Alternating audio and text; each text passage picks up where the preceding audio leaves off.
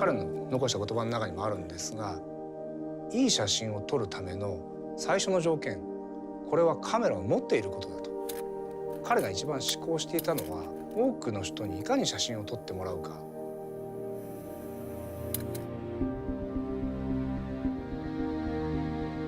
1960年代に前谷さんというオリンパスの技術者がいましてね。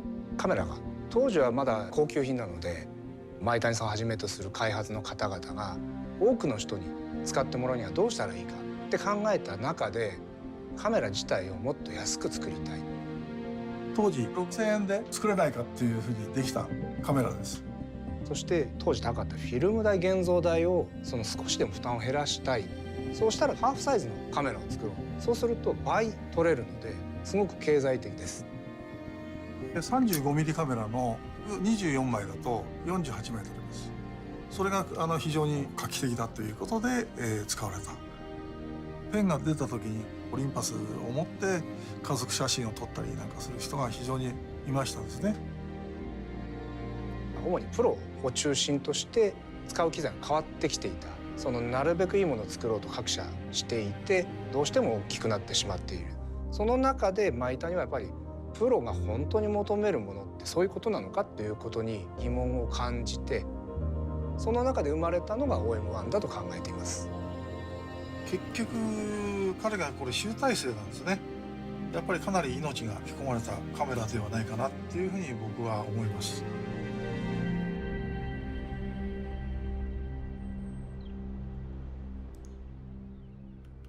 When I got into the newspaper business, it was just coming off the time when 2.25 was kind of the equipment preferred. The guy that hired me came from the speed graphic day, the 4x5.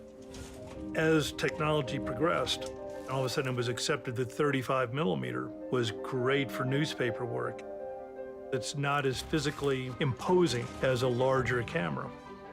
The more I become invisible, the more I can become part of the scene, the more the photographic opportunities present themselves to me. The camera, it becomes a productive tool. It's there for a purpose. Maitani realized that, and that drove the original design of the OM. When you put it in your hand, everything was where you wanted it to be. The aperture's right here. My two front fingers take care of that. Other fingers fall back to the shutter speed. It's an enabler, it's a conduit, not an interference between you and what's happening. 1996年にオリンパスは最初の民生品のデジタルカメラを出したわけですけれども、フィルムであろうとデジタルであろうとないものを作るというのは全社共通で今でも一番ベーシックなところに流れているのではないかなと考えます。デザインを検討するときにスケッチを書いて最初検討して、その次にですね 3D データを入れてからこのようなラフな削りのモデルを作ります。でこれをベースにボタンの位置が適切であるかとか、あるいはグリップ性能はこれでいいかとかっていうのを検討していくんですけれども、我々が一番に考えていることはやはり使われる方、ユーザーのことです。There's certainly an emotional connection with your camera. As soon as you pick it up, you know, you have a feeling. It's the design, it's how it looks, and it's how it's going to support you in achieving the image that you want to capture. Size and portability and mobility in photography is a message that we've been talking about for decades. The philosophy of the Olympus cameras is being able to shoot everywhere. We had a photographer go to Antarctica, and obviously you've got crazy low temperatures there. We created technology that enables them to do that. If you were that customer, what would the end solution be that you would want? It's important to always be thinking about what do people need, what are they going to need, what's the future going to be, and to aspire to deliver that.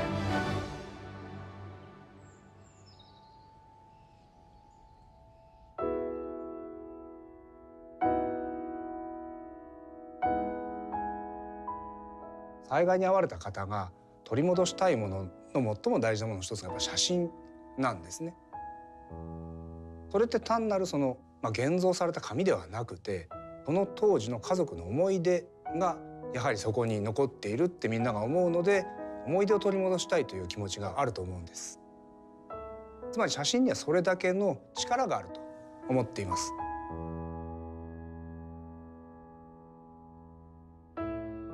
I've got a photograph of our son. I think he was a year old.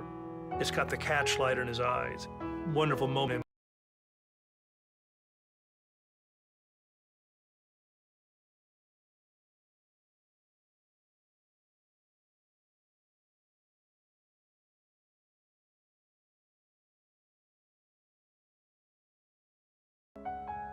This is who we are and who we were. 今でもそのものを作るにあたってはお客様の声というのをすごく大事にしています。残した言葉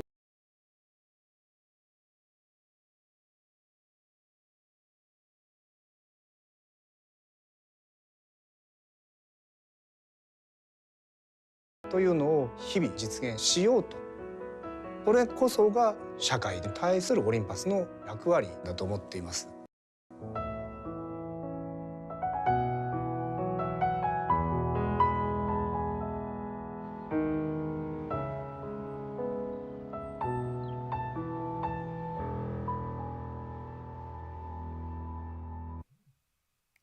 Good day, and good day to everyone. Good morning, good evening, good afternoon, wherever you are, and welcome back to my channel. First of all, I hope today there will be no technical issues like what I experienced last time with all the other wonderful guests.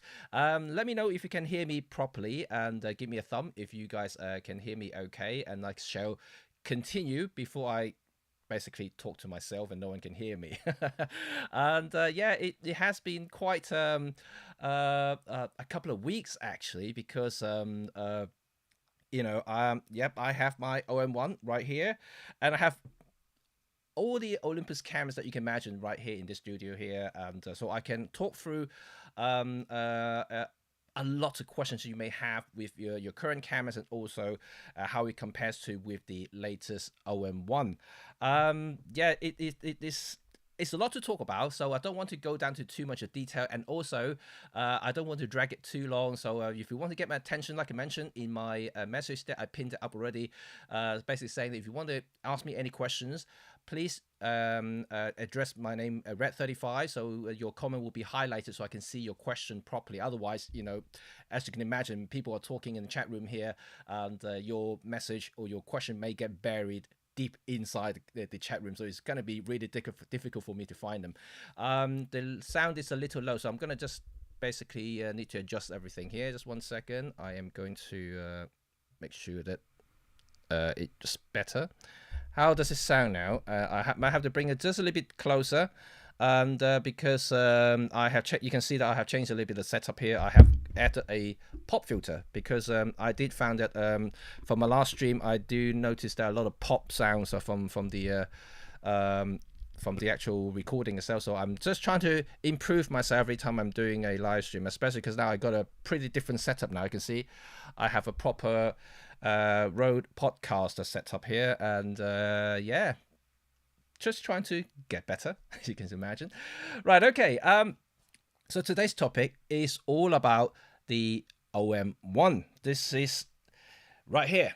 Okay, this is the OM System's very first flagship camera, and you can see basically, you know, if you guys know that this is basically the successor to my trusty and still my workhorse, the OMD EM1 Mark III. Come on, focus there. There you go. Oh, yeah. And so yeah, I can basically tell you about my experience from using the OM-1 for the last couple of weeks, and how it compares to everything. And if you guys haven't seen my videos comparing the raw files at higher ISO settings between the EM1 Mark III and also the OM-1, you can easily find it in my channel. It's the video before this one, so you can actually see right there if you haven't watched it already. Okay, I know a lot of you guys may have questions about the high ISO performances, which I will try to address it a little bit later on in this video. But first, let's look at the design point of view first, because as I was using it, and this will form part of my in-depth review, which will come in a couple of weeks time, because it is a lot to test, and like I said in my previous stream, that I do not want to rush, simply because I have the camera right in my hand now. This is actually my own camera. I bought this with my own money, and so this is not OM's loaner anymore. This is not what they gave me previously. It's not pre-production sample. This is the production sample, right here. So I've been using it for the last couple of weeks, and I do not want to rush anything. And it's not that I have a time restriction in a way, so I don't want to draw quick conclusions with things that I haven't used it properly. As you can see that from the raw file video that I've done, and I'm trying to be as thorough as possible, and I will be doing a lot of these little tests here and there, and eventually all this experience that I gain from all these little tests will form that review that I'm going to do in the future. I'll be filming with this guy, I'll be taking photographs, taking high-res shots, and doing all sorts of stuff with these things. So hopefully we give you as much idea about the OM-1 camera and how it compares to all the other previous cameras that Olympus has produced in the past. Because to me, so far, I'm pretty darn impressed, and that's all I can say from my own experience. And yeah, even though I may be an OM ambassador, but I'm just speaking from my own experience, comparing to other cameras I've used before. No doubt this is by far one of the best cameras so far, which I'm going to drill down to it, in a little bit more in depth in a minute. So from the design point of view, it looks very similar to any of the OM-1, not EM-1 series before. I'm going to start getting confused now, because the OM-1, EM-1, it's all kind of get confusing. So the EM-1, yes, the OM-1 is very similar in shapes and form compared to the EM-1, which is right here. So you can see that both of them are basically DSLR shaped body, and the dials, the buttons, the size and weight are very, very similar. The OM-1 does feel a little bit heavier, but at the same time, it does have a bigger grip. So it feels, to me anyway, it feels more comfortable, only from a operational point of view, simply because I do use the camera for a long period of time. Every time I do a job, I'll be holding the camera for hours at a time. I don't put down my cameras, because I usually will be covering some sort of event or something. If I do a portrait shoot, the camera will be in my hand for, as long as that session would last, usually about an hour, 2 hours, so this is the time that I usually hold the camera for continuously. So this is something that I always said before, that if you use a camera a lot, you will feel the difference. It's something is really hard to describe really until you really touch the camera and use it for yourself. But because I use it a lot, my EM-1X, for instance, the one that I'm using right now for the stream here, and the EM-1 Mark II, Mark III, and all the other cameras I used before that, as soon as I touch a camera, I could easily tell whether it's better or not, simply because I've used it so much. Likewise, if you're a test driver, you drive a car for so long, you drive so many cars, and each time you drive a car for hours and hours at a time, you will know the differences, right? This is even minute difference, you can feel it. So this is exactly what I think about the OM-1, and I think that the grip, the recontour grip, even though maybe by millimeter terms, I do feel a bit better, especially where the finger is. I don't know if you can see that here, this bit here. And it does feel a little bit better, and yeah, I generally like the feeling of it. All the other improvement, I would say that is very similar, but there is one thing that I don't think any reviewers have touched base on, is this little notch here. I don't know if you can see this. Hopefully I can, yeah, can you see this notch here? Right. I have actually scripted part of my my review already for the camera, and this notch, I actually pay a special attention to this little notch here. Right, if you look at the the previous EM-1, keep saying OM-1, EM-1 cameras, I'm just going to show you this. Right, they're all like this, and then see, they just square it off here. So this notch is not just for aesthetic purpose. Well, at least that's my take anyway. I have no confirmation, no official words from OM in Japan, but I do think this is actually for me to rest my thumb on. I don't know if you can see this. And it actually feels pretty good to me. And so it could be a design feature, from the guy who originally sculpted the clay model for the camera body. And it feels good, and this is just little thing, and people may not actually talk about it a lot, because I don't know. People can hold the camera differently, maybe. But no reviewers, nobody online at the moment has mentioned that little notch on the camera, and I find it very good, to be quite honest. This is a personal thing, but I do think that whenever I hold a camera like this, it just feels really, really cool, because I do hold my camera like this when I need to be stable. For instance, I just hold my camera with two hands, and that certainly helps in terms of stabilizing it. And that notch will give me that little bit extra when I hold the camera for a maybe a slightly more steady shot, for instance. So that is cool. That is cool. And other things that I noticed, and it will be the front and rear dials, and I think it's still a debatable thing that people are saying, whether the reposition front and rear dial have any implications to operational speeds and things like that. No, it would take a little bit of time to get used to, especially if you already used EM1 Mark II or Mark III for a long time, because they haven't changed between them, the Mark II and Mark III, and they kept the same thing. But if really using the EM1X, it's basically the same, because the EM1X is the first Olympus camera to change the dial positions. The reason behind it was because the improved ruggedness and weather sealing. And this is one of the key features when the EM1X was introduced a couple of years ago. They even made a slideshow specifically talking about the dial reposition dial position. So that's why they have done it for the OM-1, because they want to improve that over the original EM1 Mark II and Mark III. So I welcome that change, and to be quite honest, because I already use the EM1X, and so I have no problem operating with the reposition dials, and I find it okay. It does get a little bit of time to get used to, though, if you are using the Mark III and Mark II, because your thumb had that muscle memory. Every time you shoot, you kind of automatically your trigger button would just kind of go up a little bit, because that's where the dial is, right? And but this one, you just have to kind of move it down a little bit, and that's where you set the dials accordingly. Apart from that, nothing much. You just a good old camera, same thing. And the battery door, I have to say, feels better, though, and this is the incremental thing. I really remember the Mark II, or the EM1 Mark II battery door to me, it was a little bit flimsy. Even though I love the camera, it was a little bit flimsy. Then the Mark III, they haven't really quite changed the actual material or anything like that, but it feels a little bit more solid. But the OM-1 is even more solid. Even the opening and closing action feels like it's dampened. Feels like the seal is thicker for some reasons. And also now, I don't know if you can see this now. I'm just trying to zoom it in here. And come on, yeah, there you go. It now has the same rubber grip on here now. And it does make it feel a bit better when you hold the grip together, because it's not just the pure plastic here, not the shiny plastic that you normally touch. So it's quite good. So you just open it up here. You can see that the seal is around the whole thing here, and also around the battery door is quite thick at the moment. And both are UHS 2, by the way, if you don't know already. So that is, yeah, I think overall the design hasn't changed much. It's more like an evolution in terms of the aesthetic design.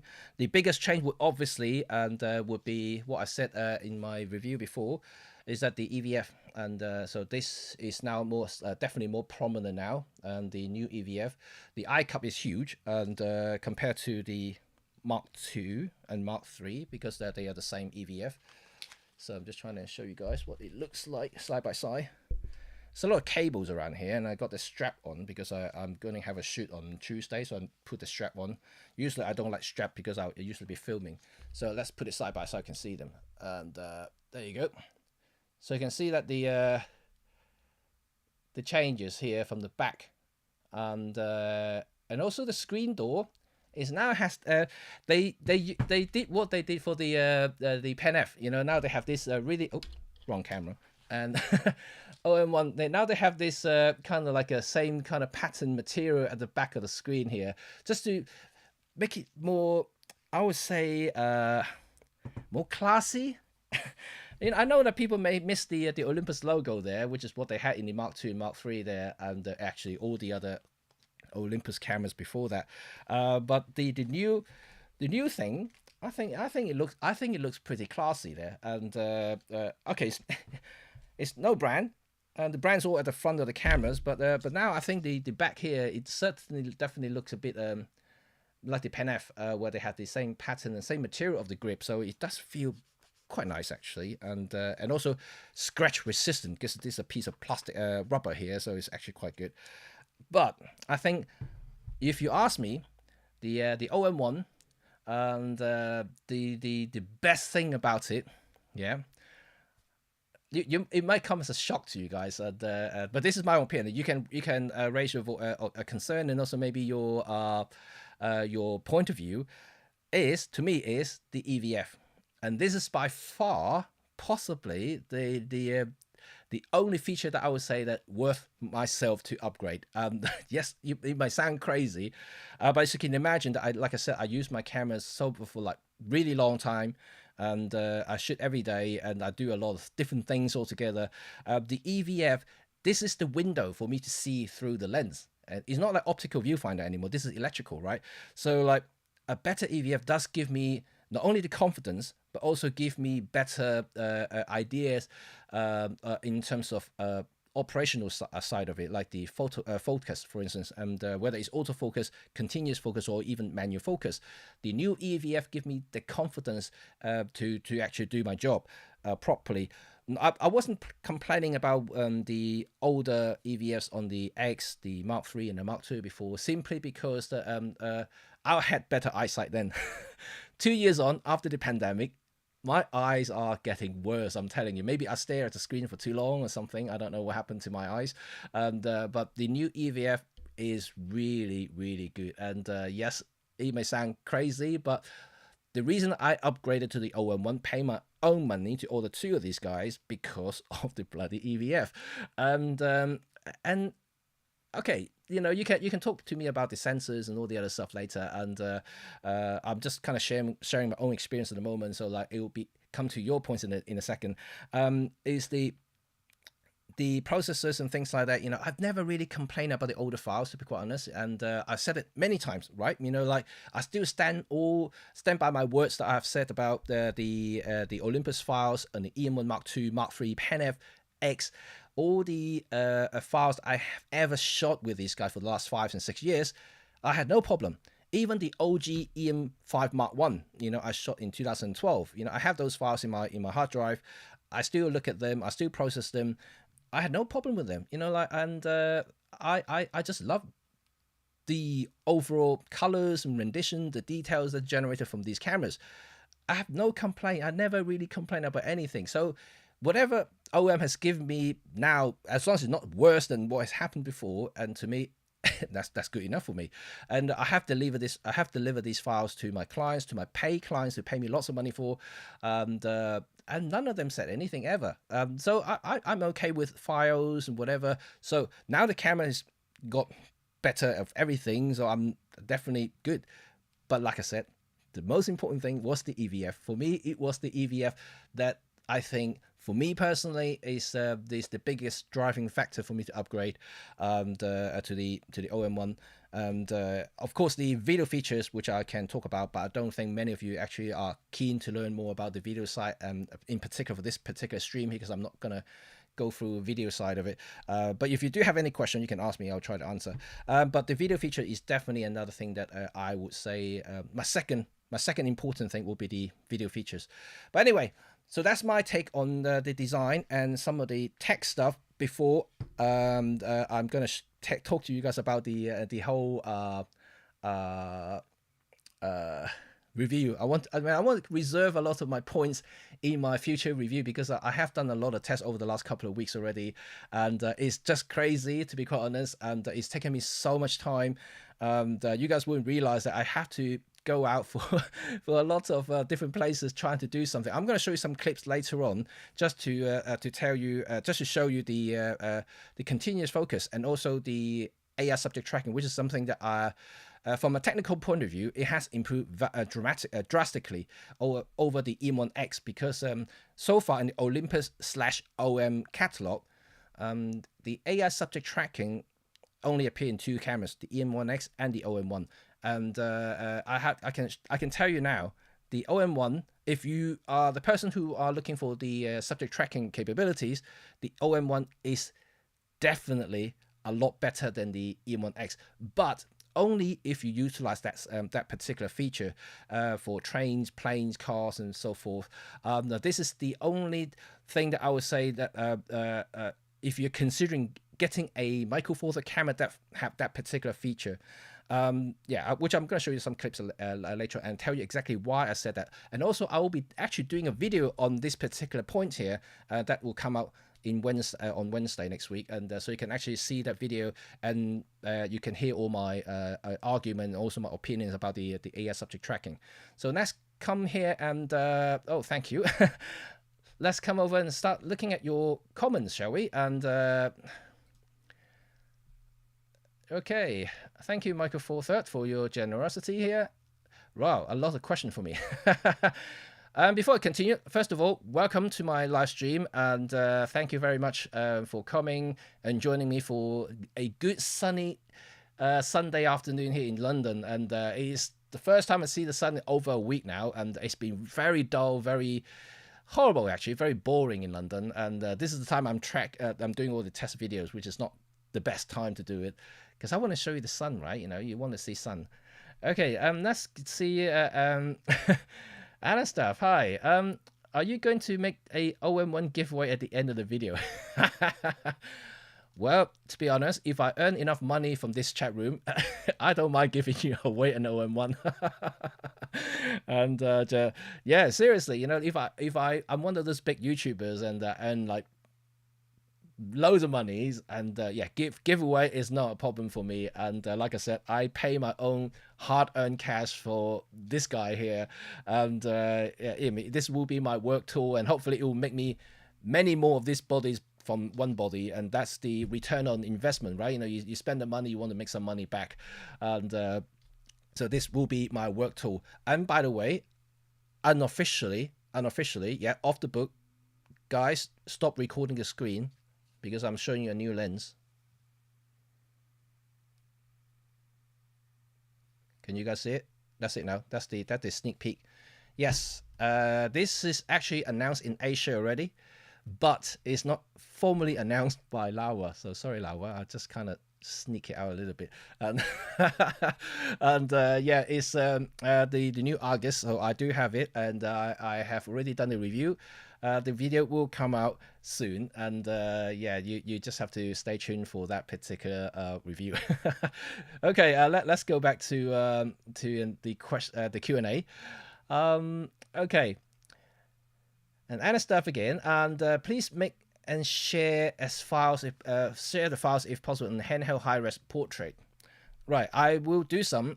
This is all in my plan of the list of things that I need to do for reviews, because the full review is going to be really long, and I'm trying to shrink it by now making a series of little videos to break it down. So like each particular important features that I notice that is vastly improved over the previous generation will form a video for me and to do. So like you now have to basically follow this channel and just to see the future updates on the OM-1 series, because I'll be doing a lot of little videos here and there, and also compare those features to previous cameras that I have.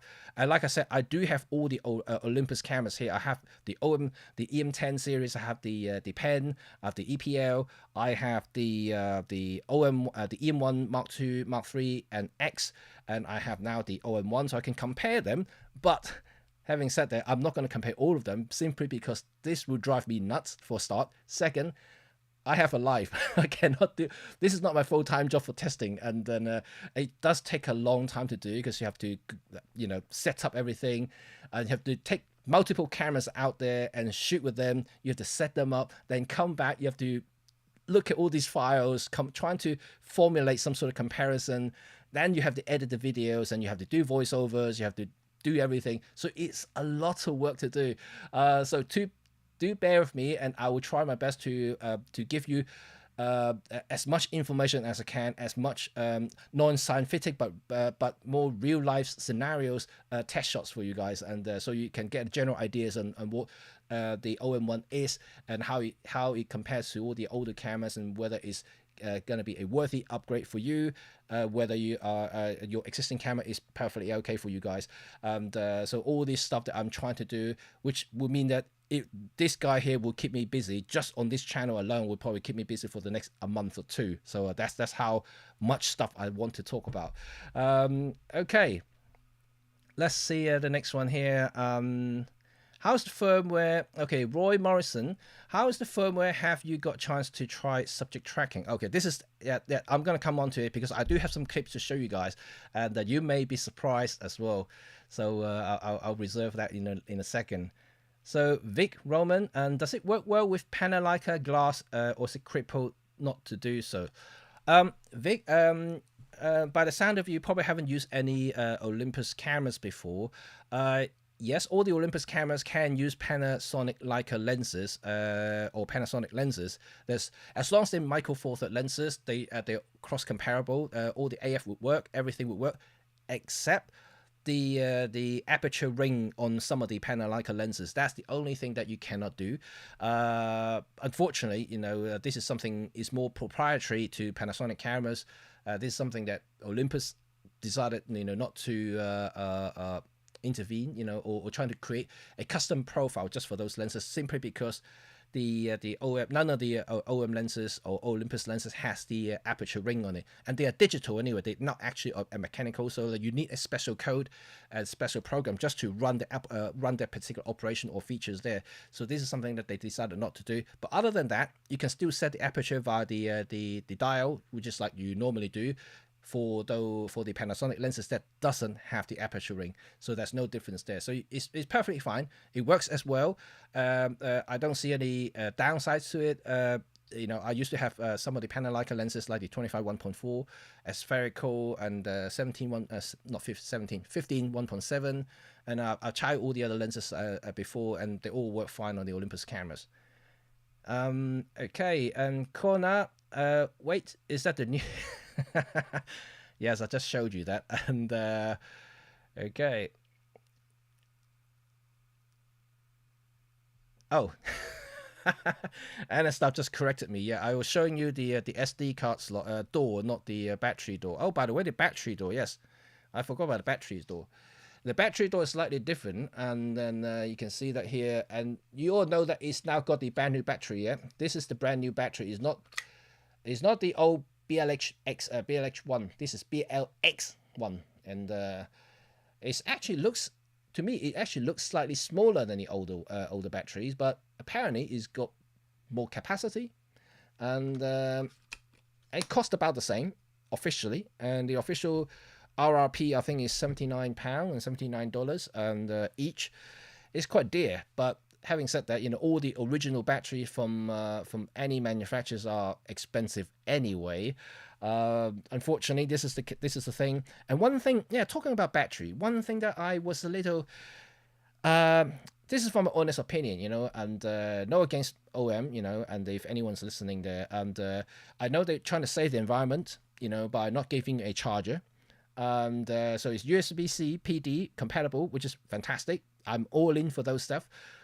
But as a professional, I cannot live without an external charger. This is true, right? The one reason, one of the reasons anyway, not one reason, but one of the reasons that I haven't taken out the OM-1 to any of my professional shoot at the moment is that I don't have an external charger, and I cannot keep plugging in while I'm doing a shoot. It's just not feasible for me. And I mean, I'm not an occasional shooter where I just shoot 10 minutes here or 15 minutes there, and I have 15 minutes, 20 minutes break, and I just plug it in, charge, and top it out and things like that. I mean, for me, it's a workflow. I go in the location, I shoot 2-3 hours straight, and I cannot let the battery run down like this without having a spare. Yeah, that's another thing. I don't have spare batteries at the moment because in the UK we don't have spare battery yet. None of them has stock, so I can't even get second battery. An external charger is not available, so like everything, if I do have 2-3 batteries, I will have to put everything into the camera body and charge it individually. And so that's the only bit that kind of stopping me from taking it out for professional shoot at the moment. And I just have to wait. I have to wait until the double charger come back in stock. I have to wait until more batteries are back in stock so I can order some spares so I can take them for a shoot. But at present, is my test tools. At the moment, I just don't have enough batteries that I would go out for a shoot, simply because, as good as it is, it would not last me for a whole day for the type of stuff that I do. So I just have to wait until more stuff are available, unfortunately. Okay, so let's continue. Roy, what SD cards do you recommend for mostly photo shooting? Right, important point here. Right, because ever since I would say even the Mark III, even Mark III and the X came out, I always recommend people to use a UHS 2 card instead of UHS 1, and because a lot of UHS 1s, even the latest SanDisk Extreme UHS 1, they have the proprietary read speed algorithm which allow you to read at 175 megabit per second. But this read speed, this is not write speed. So like if you want to clear your buffer, depends on what sort of thing you do. If you shoot a lot of continuous stuff, for instance, a lot of burst shooting, and you need a fast write card or card that is capable of fast writing. That means that you have to step it up to UHS 2. And for me, I have used quite a few different brands before, and there are only 3 brands that I would, well, maybe 4 brands that I would recommend for reliability purposes only.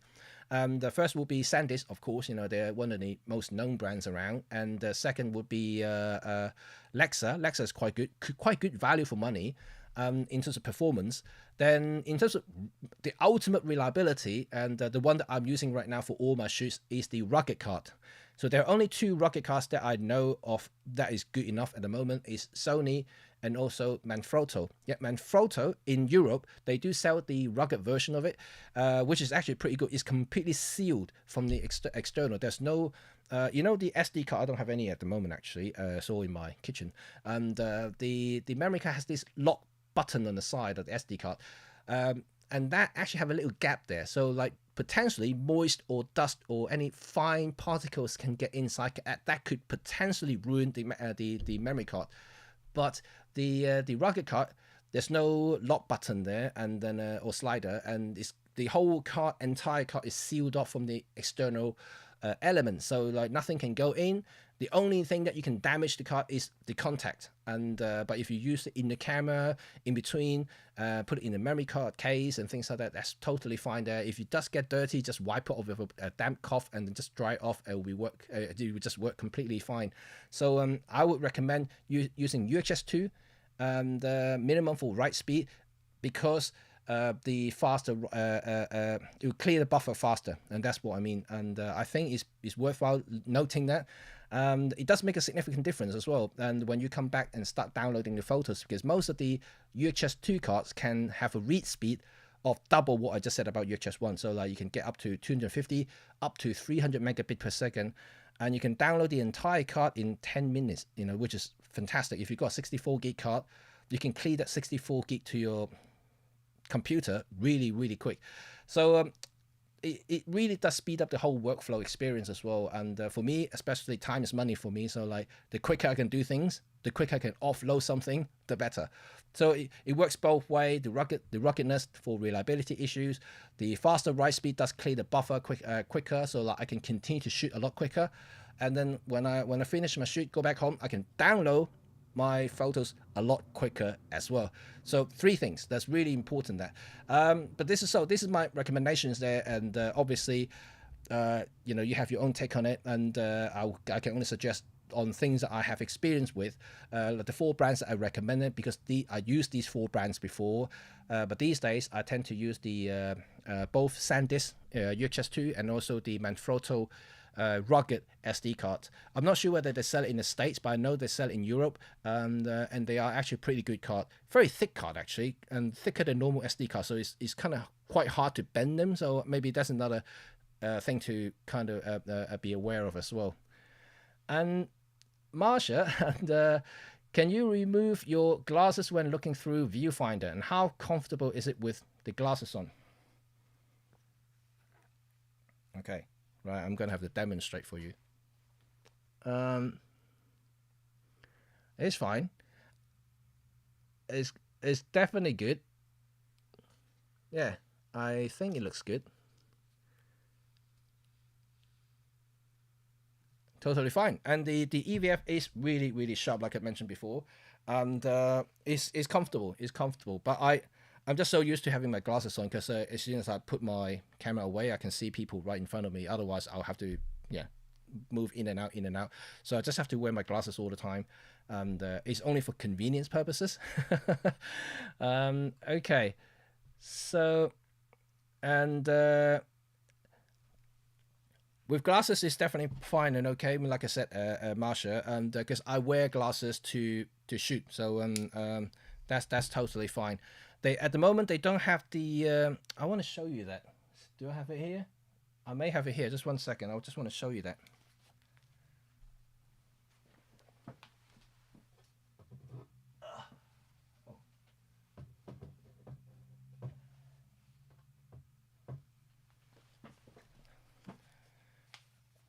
I thought I have it here, but I don't actually. I mean, I think I left my EM5 Mark III in the kitchen again.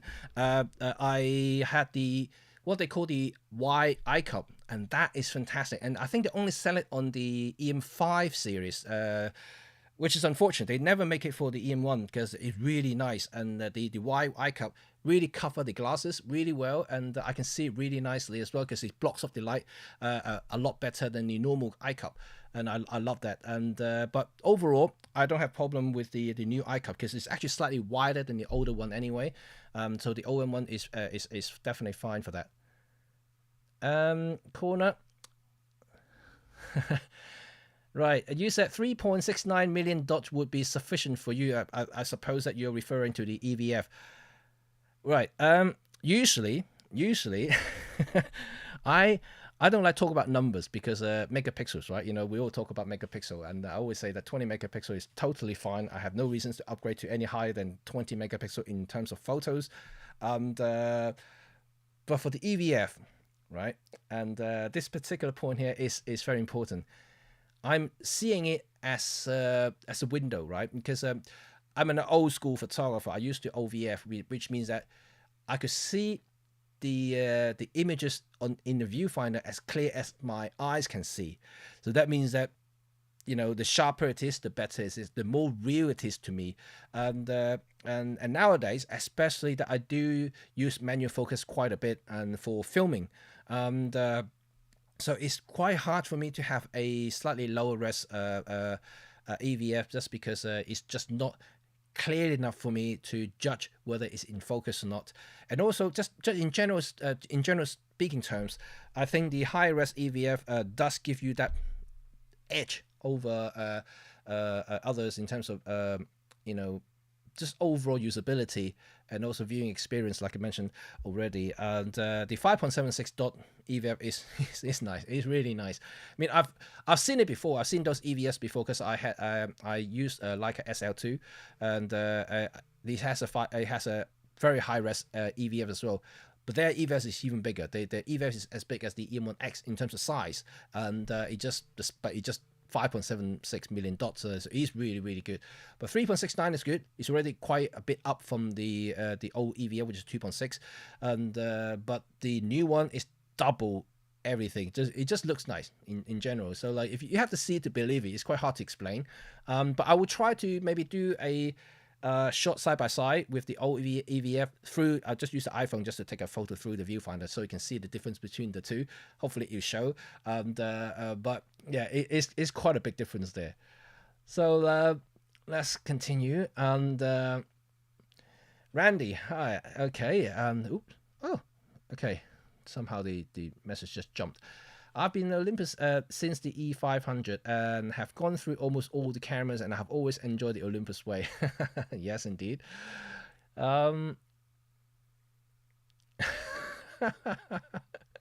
We were, we have to stay political neutral here. I mean, I know there's a lot going on around the world at the moment, but hopefully I'll bring some sunshines around this community. And like, to be quite honest, I mean, I have a lot of worry myself, personal and outside at the moment, especially what's going on around the world. But all I would say is, please, just keep the peace on. Just everybody just keep smiling. Really, my heart will go through to the people who needed help at the moment, and it's just not nice whatever is going on there. But let's put it aside, and I don't want to talk about it at the moment, and because it's enough coverage on the news already on a daily basis. So that's all I want to say. We were just mentioned about the new 40-150 f4. Hey, I have it right here, and where's my 12-40? And the 12-40, I have two of the OM lenses right here in front of me. This is my own lens, because I bought the OM-1 kit as a kit, so it comes with the new 12-40 f2.8 Mark II. And I also have the borrowed lens from OM System, the 40-150 f4 Pro here, and I mean, it's got the lens hood, but without the lens hood, it's tiny. Look at this. You see my Instagram post, and this is basically the same size as the 17mm 1.2 Pro lens. It's ridiculously small, and it's just crazy. So I'm going to talk a little bit about that if you want to know a little bit more. Okay, let's. Jerry Mac, order your OM-1 already. Looking forward to receiving it this week. Yeah, I've heard people really starting to receive their OM-1s, and congratulations to all those who already got the cameras and ordered your camera. I'm pretty sure you're going to get them very, very soon. And it's a fantastic camera. There's nothing against it for me so far. I think it's a phenomenal tool for people who want to create images. But like I mentioned to you guys, I think I could create better images. But whether it's going to be significantly better images than the Mark III and the Mark II before that, I don't know how much better I can get for what I do anyway. And I know people may be able to push certain aspects of it, like Astro, for instance, simply because the noise patterns is very different. It's more neutral.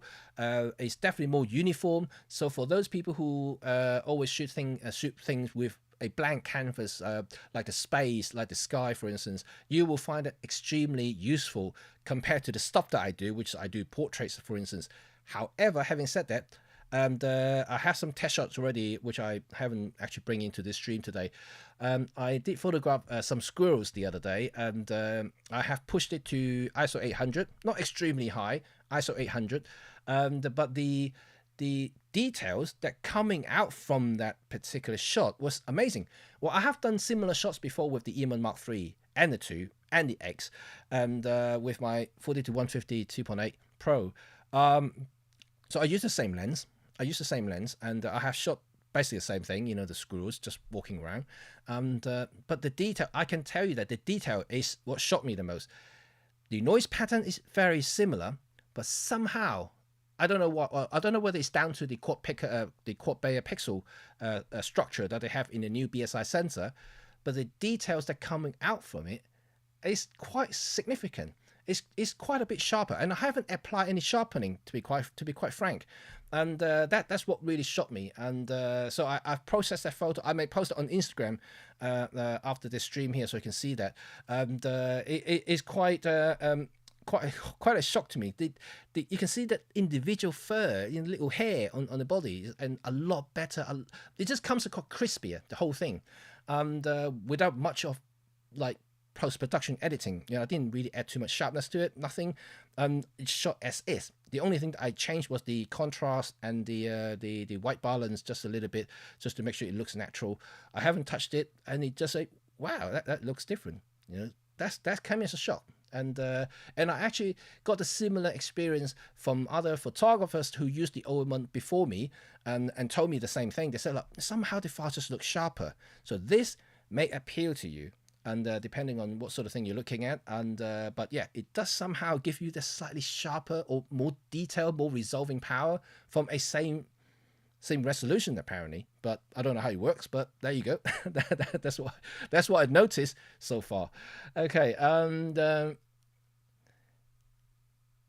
so Anistav asked, the old BLH1 battery was very light, and how does the new one feels? Is it heavier?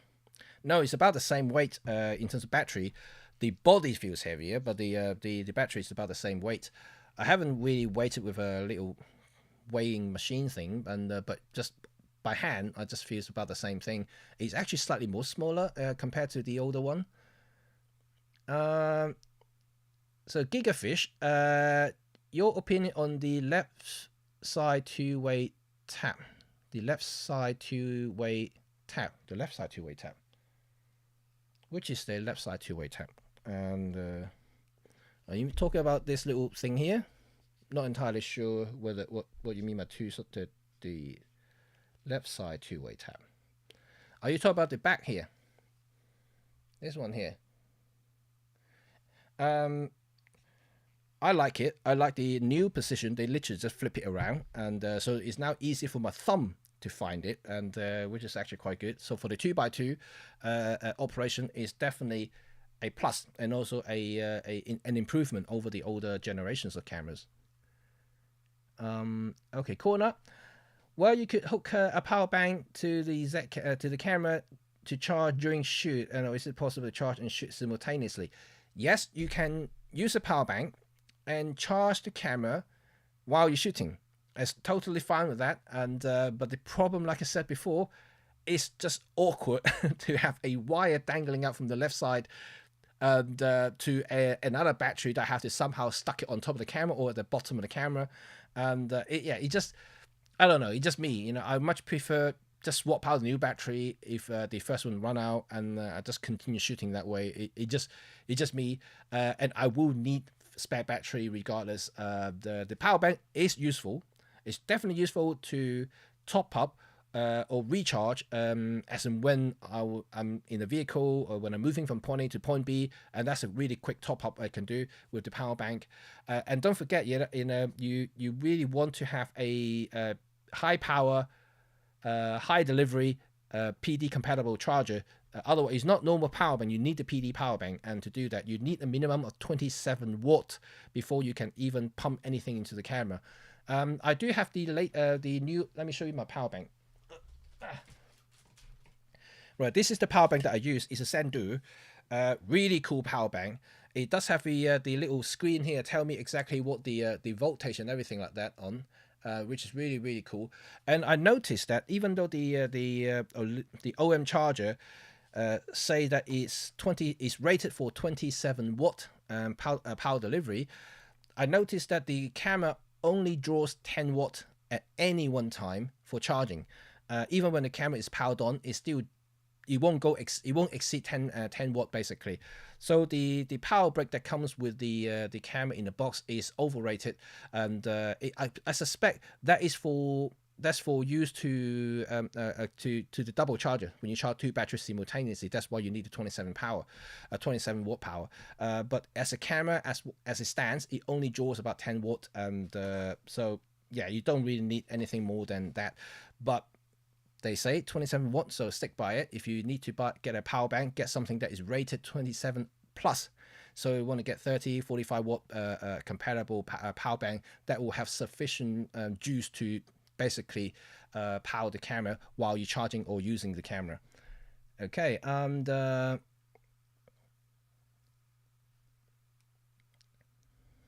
let's see the next one here. Any other next questions? Let's see. Jerry, luckily you pre-ordered the OM-1 that Olympus come with 2 batteries. Yes, I had the same deal. I had the I supposed to have the spare battery, but I haven't received it yet, and I did question it. And they said because the battery is not in stock, so that's why I still have 1 battery at the moment. So for those who received 2 batteries already, congratulations and lucky you, because I haven't received my second battery yet, and so I'm supposed to have 1 more, and so I haven't got that yet. So I'm just waiting for that to happen, and that I will start taking the OM-1 to shoot, because I need at least 2 batteries. That's for sure. I just can never ever come up with 1 battery for reliability purpose. For like professional cannot have just 1 of everything. You have to have 2. Yeah, and if 1 fails, even though it's brand new, you just don't know, right? These things just happens. Jan Willem, and what about the dynamic range? Bill Cliff did a video on it and it wasn't spectacular. Right. Okay.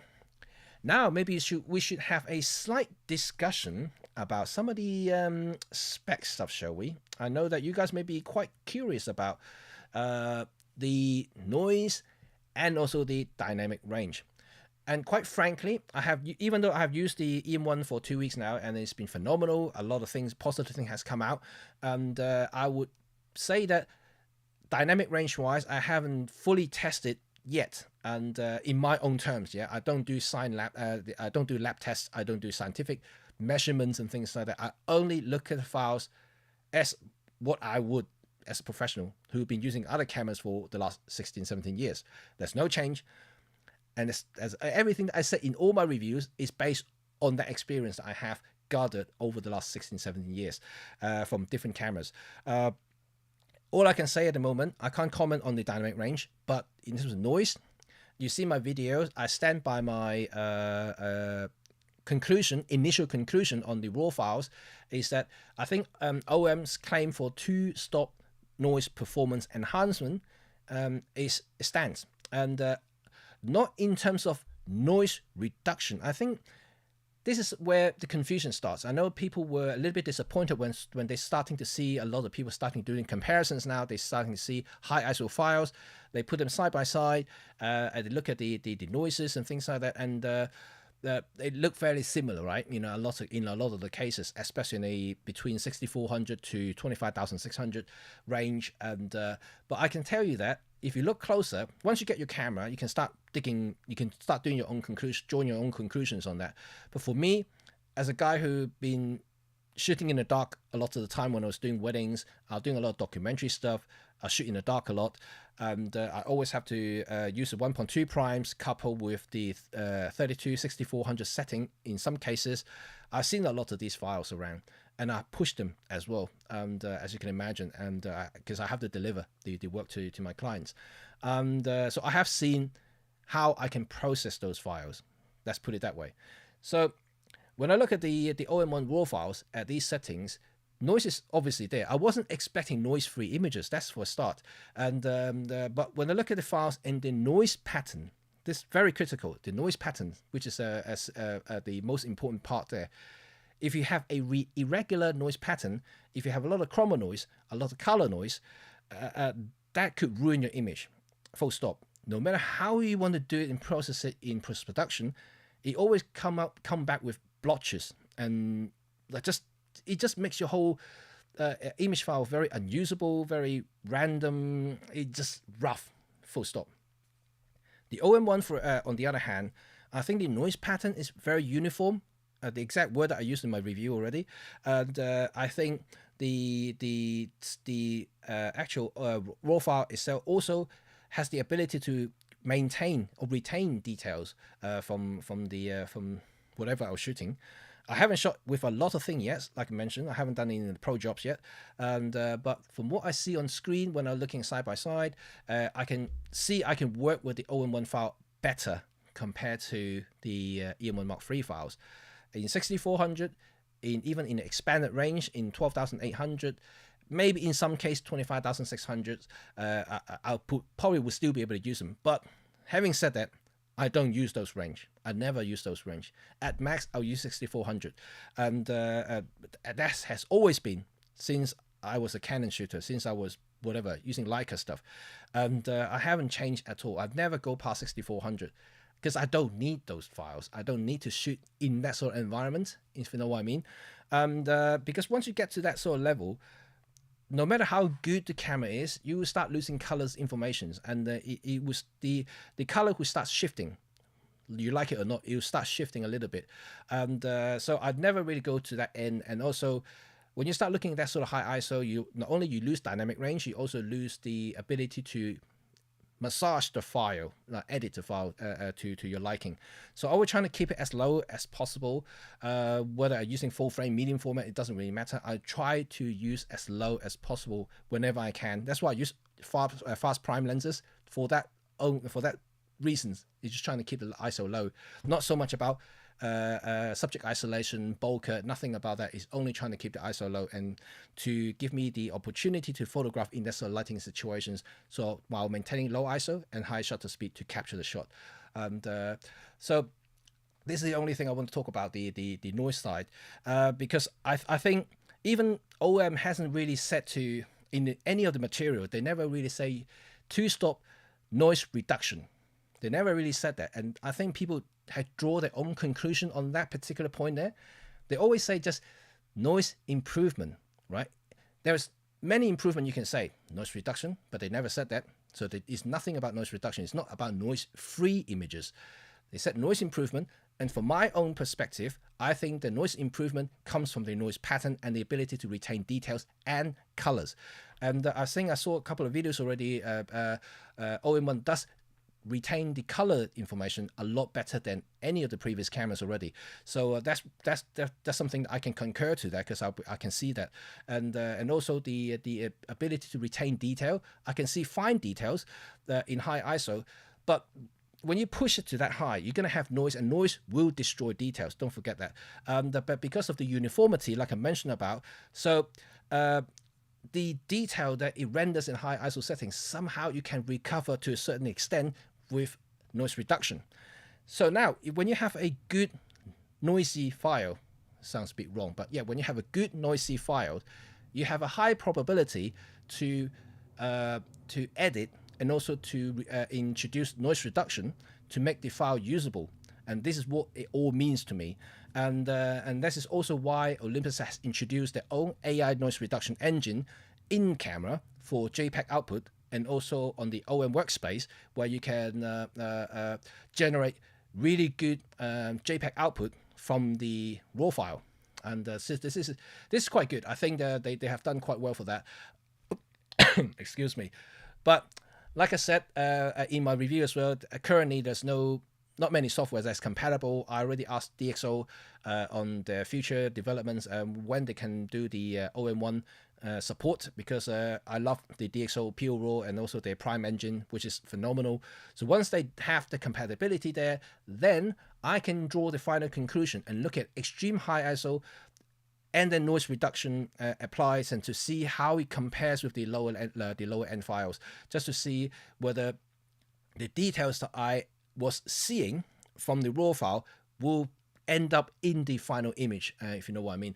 And so I'm waiting for that to happen. And Topaz is the same thing. I also use Topaz as well, and so just want to compare all of them to see how important it is this uniform noise pattern is in terms of output.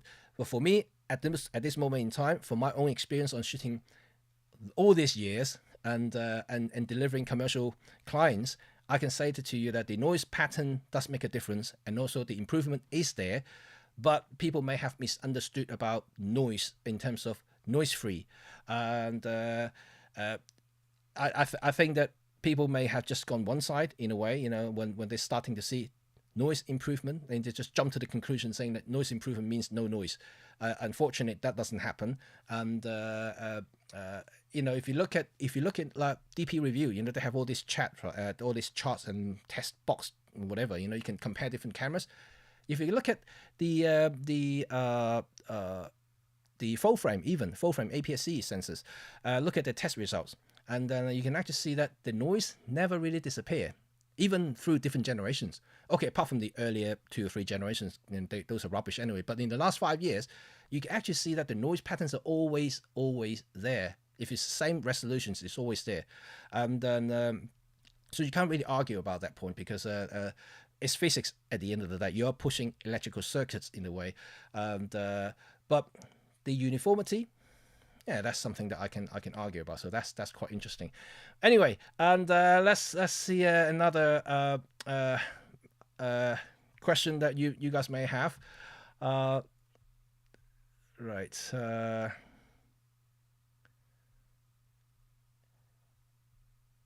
Sorry, I'm just rolling up the message chat box now, just to see if I missed anything here. And Randy say looking at a new EVF is probably like watching a 4K TV. Pretty much. Pretty much. And Richard, you're 43 minutes late. No worry, better late than never. You're always welcome here, mate. Trevor asked, does the new 12 to 40 Mark II on the and the OM-1 comes in the same box or separate? It comes in the same box. It's just in a little corner there. Just tuck it in. It's just one big box. Do I have a box here? Actually, I do have a box here.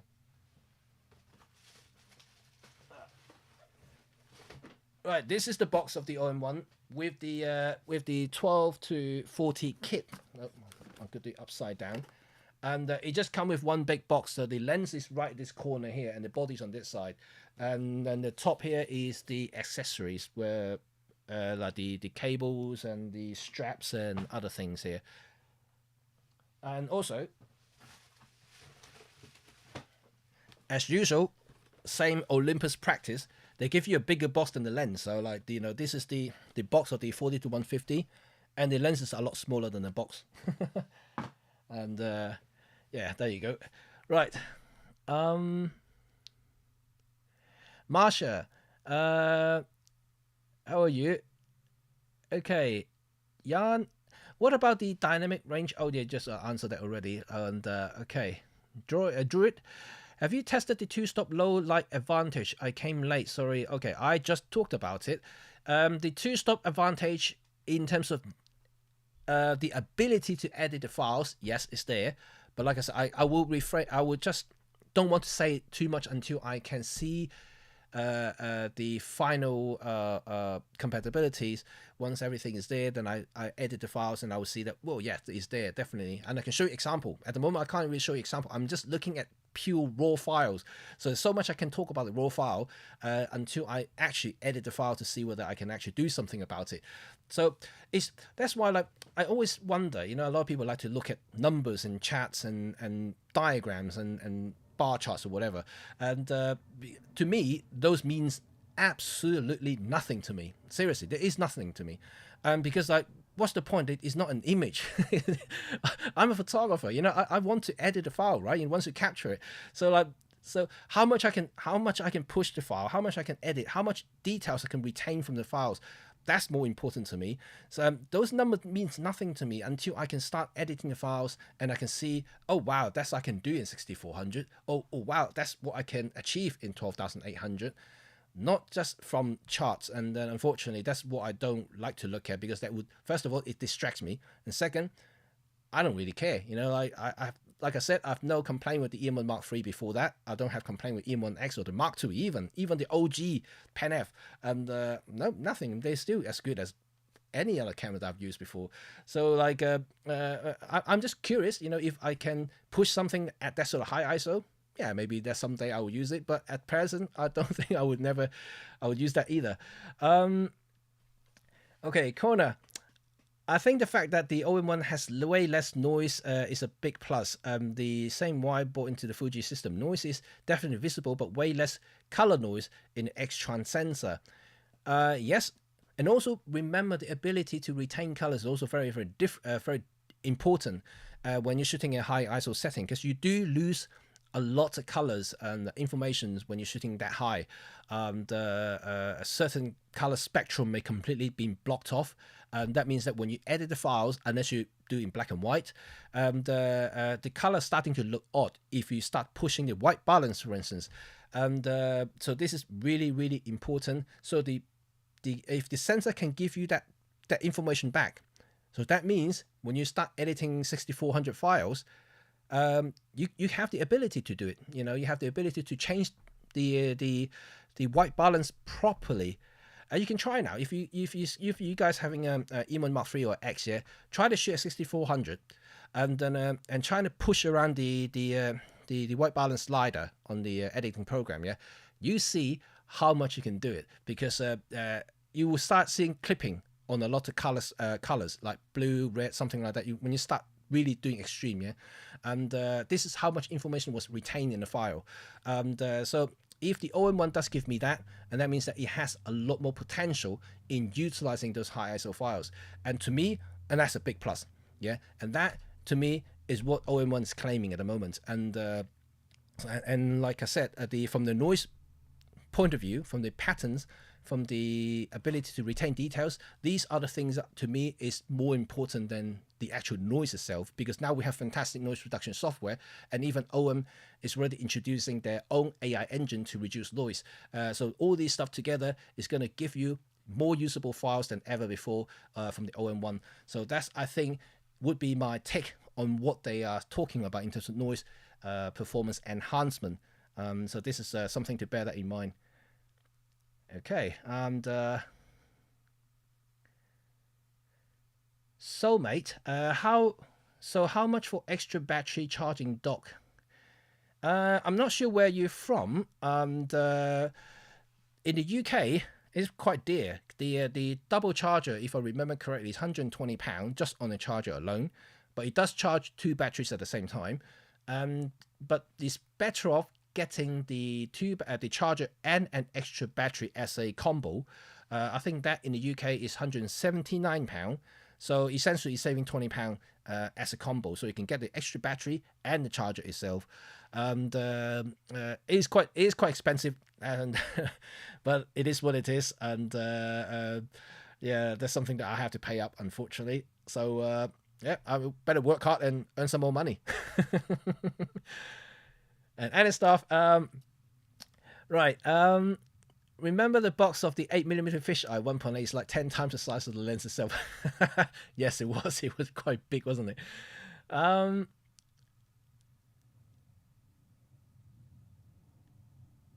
Hi, Rob. Oh, Rob is in the house. Oh, just saw Rob's name. Hi, Rob. And I saw your stream yesterday. Fantastic stuff, and congratulations on receiving your own OM-1. I'm pretty sure you're going to have fun with it. It's really, really fantastic, right? And it's really cool. It's really awesome. And yeah, let me know what you think about it. I'm pretty sure that Rob is going to do a lot of reviews, a lot of contents based on the OM-1 as well. So stay tuned on his channel if you haven't been there already. And it's fantastic. Furious do the 40 to 150 millimeters in the same box. Would love to combine the lens. No, it doesn't. It is not available as a kit, so you have to buy this separately. They may do that in the future, like what they used to do. They kind of stopped that now as well. I think, remember the EM1 Mark II, they used to have a kit with the 12 to 40 and the 40 to 150 together as a one big giant box. That was a bargain. You know, I know it sounded expensive, but you're actually getting 2 pro lenses, pro zoom lenses, 2.8 pro zoom lenses in the same box. And I think that combo saved yourself like £500 at a time, which is ridiculous. And I didn't get that. I bought them separately, so I got bloody ripped off. Sorry, Olympus or OM. And okay. And it starts, I'm shooting events and very often shoot at 6400 ISO, and totally agree with you. The color starts to fall apart at that sort of ISO. OM-1 looks really better in that regard. Yeah. If you see event like what I do as well, you know, when I do weddings, for instance, sometimes 6400 at night, you know, where I have fireworks and all the other stuff, first dance, and even though I do use speed lights to get more kind of creative stuff going, but overall, yeah, 6400 at that sort of environment is almost like typical, right? 3200 is really what I usually do. 6400, I will probably shoot more 6400 now with the OM-1 for sure, because the ability to get all these information back is definitely something that I would like to do more. Right. Okay. Good. While we are on this, and let me show you something interesting. Okay, and right, what I'm going to show you now is the preview of my upcoming video, because I'm actually doing a video on the AI subject tracking and how it compares with the EM1X, because some of you may already have the EM1X and you may be using the AI subject tracking a lot for birds.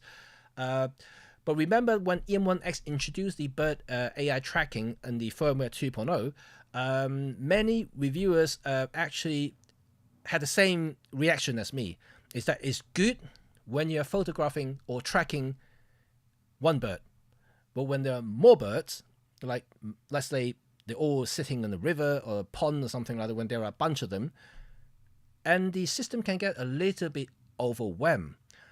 And that's my take on it. I even done a review video on the 2.0, and you can find it in my channel. And I show you the screenshot, exactly what happened there. It just basically a whole load of boxes highlighting all the ducks sitting on the pond. And you'd have no control on which one you want to photograph, or you want to focus on. The system picks it for you, and it will try to pick the closest one for you. So you lose control in that respect. And so for me, it's not what I wanted. And if I want to focus on a certain bird, and that means I have to switch off the AF subject tracking and use the normal single point CAF instead. So like that's not good. But the OM-1, the OM-1 has fixed this completely, and now you have the ability to prioritize the focus on a based on the focus point. So that is to me is definitely way more controllable, way better than the EM-1X, and also the overall aesthetic. They changed the UI, they changed the overall speed of the whole thing, as you can imagine, because of the TruePic X processor, and also the new BSI sensor is a lot faster than the old one. So now it doesn't feel laggy. Because in EM-1X, and I don't know how many of you use that features, but if you start tracing bird in flight, for instance, you will see the box highlighting the bird, but it's always kind of like the box is almost like following the bird, like behind, like almost like a couple of inches behind it. So it's almost like catching up. The box is trying to catch up. Don't get me wrong, the actual AF actually works. So if you click a shot, if you check it, it's actually in focus. But the box is always behind it. It just makes you wonder whether, is it actually tracking or not? It is, but it just somehow, I don't know how, but the user interface, the actual box is just not quite keeping up with the bird or anything moving, to be quite honest. But the OM-1 has changed all that, which I'm going to show you right now. And let me just move into the next slide. 1 second, and let's see if it is that. Right, so let me show you here. So this is at the moment is in still, and I put it in as the single AF, so you can see it right here. So you can see that little gray box in the middle, right? So you can see that now the whole AI tracking is now seeing the bird, highlighting the head. But what I'm trying to show you in a minute, I'm going to change the slide in a minute, is to see to show you the CAF and how that affects the whole thing. And right, okay. I'm not sure whether you can actually see my my AF point here, the grayed out, the actual grey square in the middle, kind of slightly above the middle point. And so this is where I can control and prioritize the AF sequence. So if the bird go outside of the box, it won't focus it, which I'm gonna another shot I will show you in a minute that it would clearly demonstrate that. And so while it's there, if it's prominent enough, I think the AI will still take charge in some way. But with there are lots and lots of birds, and the AF point would definitely give you the prioritized sequence. Oh, there you go. I think this is the bit that I want to show you. And there you go. You can see how it happens now. Now the AI system does recognize 3 of the birds there, but I can move the AF point and select which one I want to focus. Isn't that great? And that didn't happen before with the EM-1X, and because you don't have that control, even though you move the AF point, and it doesn't happen. But now you can do it, and but that also comes with the downside if the bird is moving fairly quickly and fairly close to your frame, or if the animal itself is if the animal itself is very prominent in the frame. If your AF point is outside, sometimes it will drift focus to where the focus point is, and it's not on the animal. So you just have to bear it in mind. In that case, you just have to pick and choose what sort of AF performance you want to gain from the system. So you might want to change from a small point to a 5x5, or maybe even a whole screen. So let the system decide the best for you. If the animal is really prominent in the frame. If not, if you have a whole bunch of them, now you can have small point to move them around, starting to choose which one you want to photograph. And because that is the big thing for me, I think. I want to show you another thing. And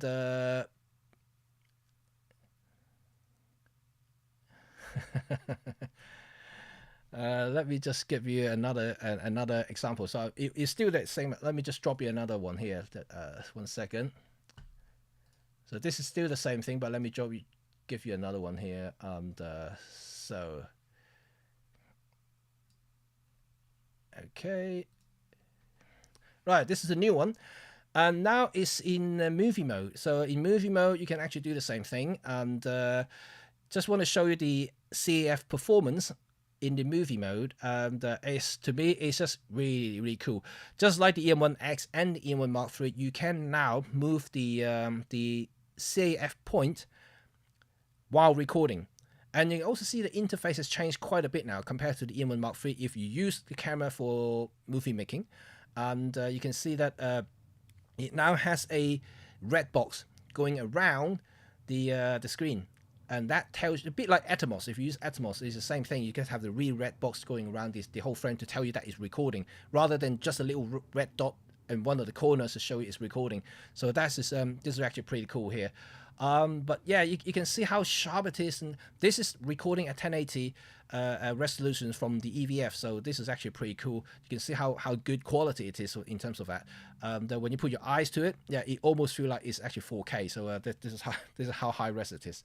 So let me give you other shots here, and let me see if I can get something that's cool. And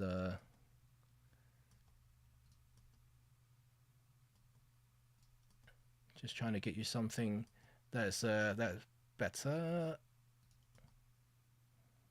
Oh, there you go. Okay, maybe this one. Right.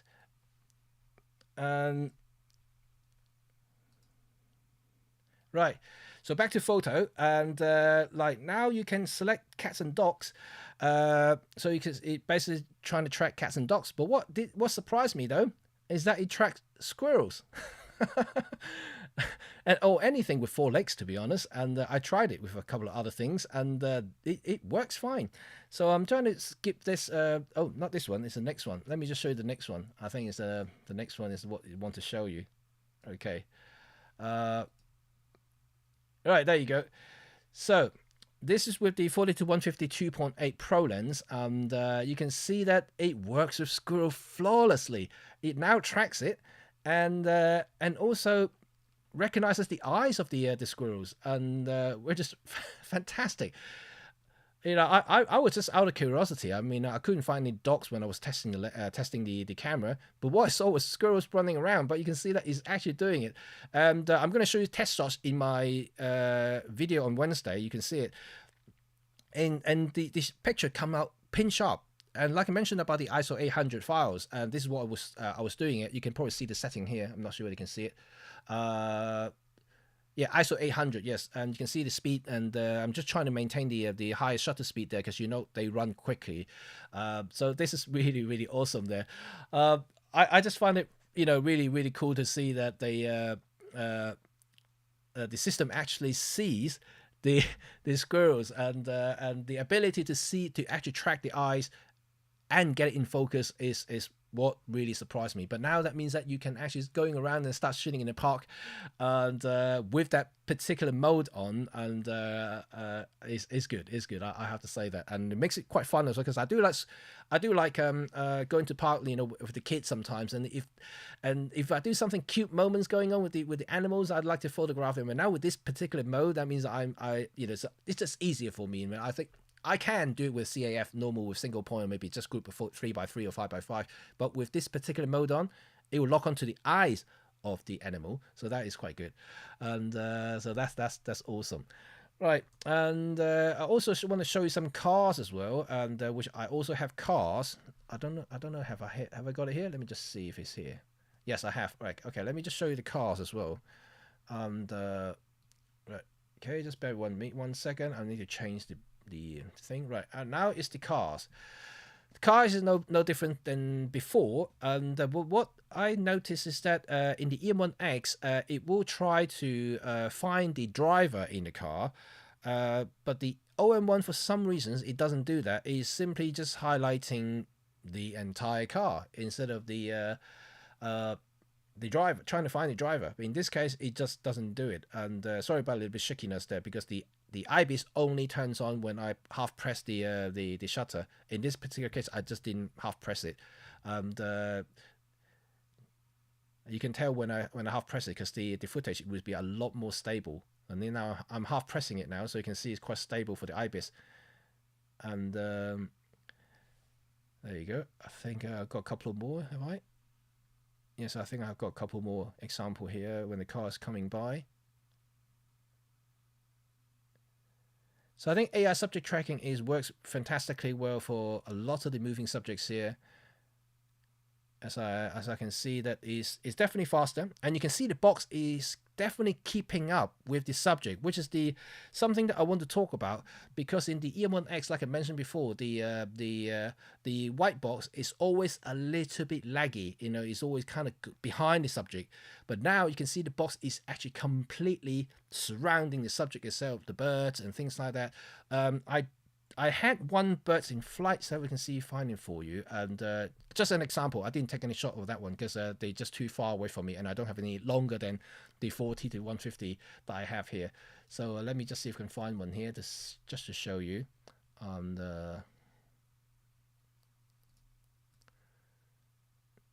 nope, not. Oh, maybe that one. Right.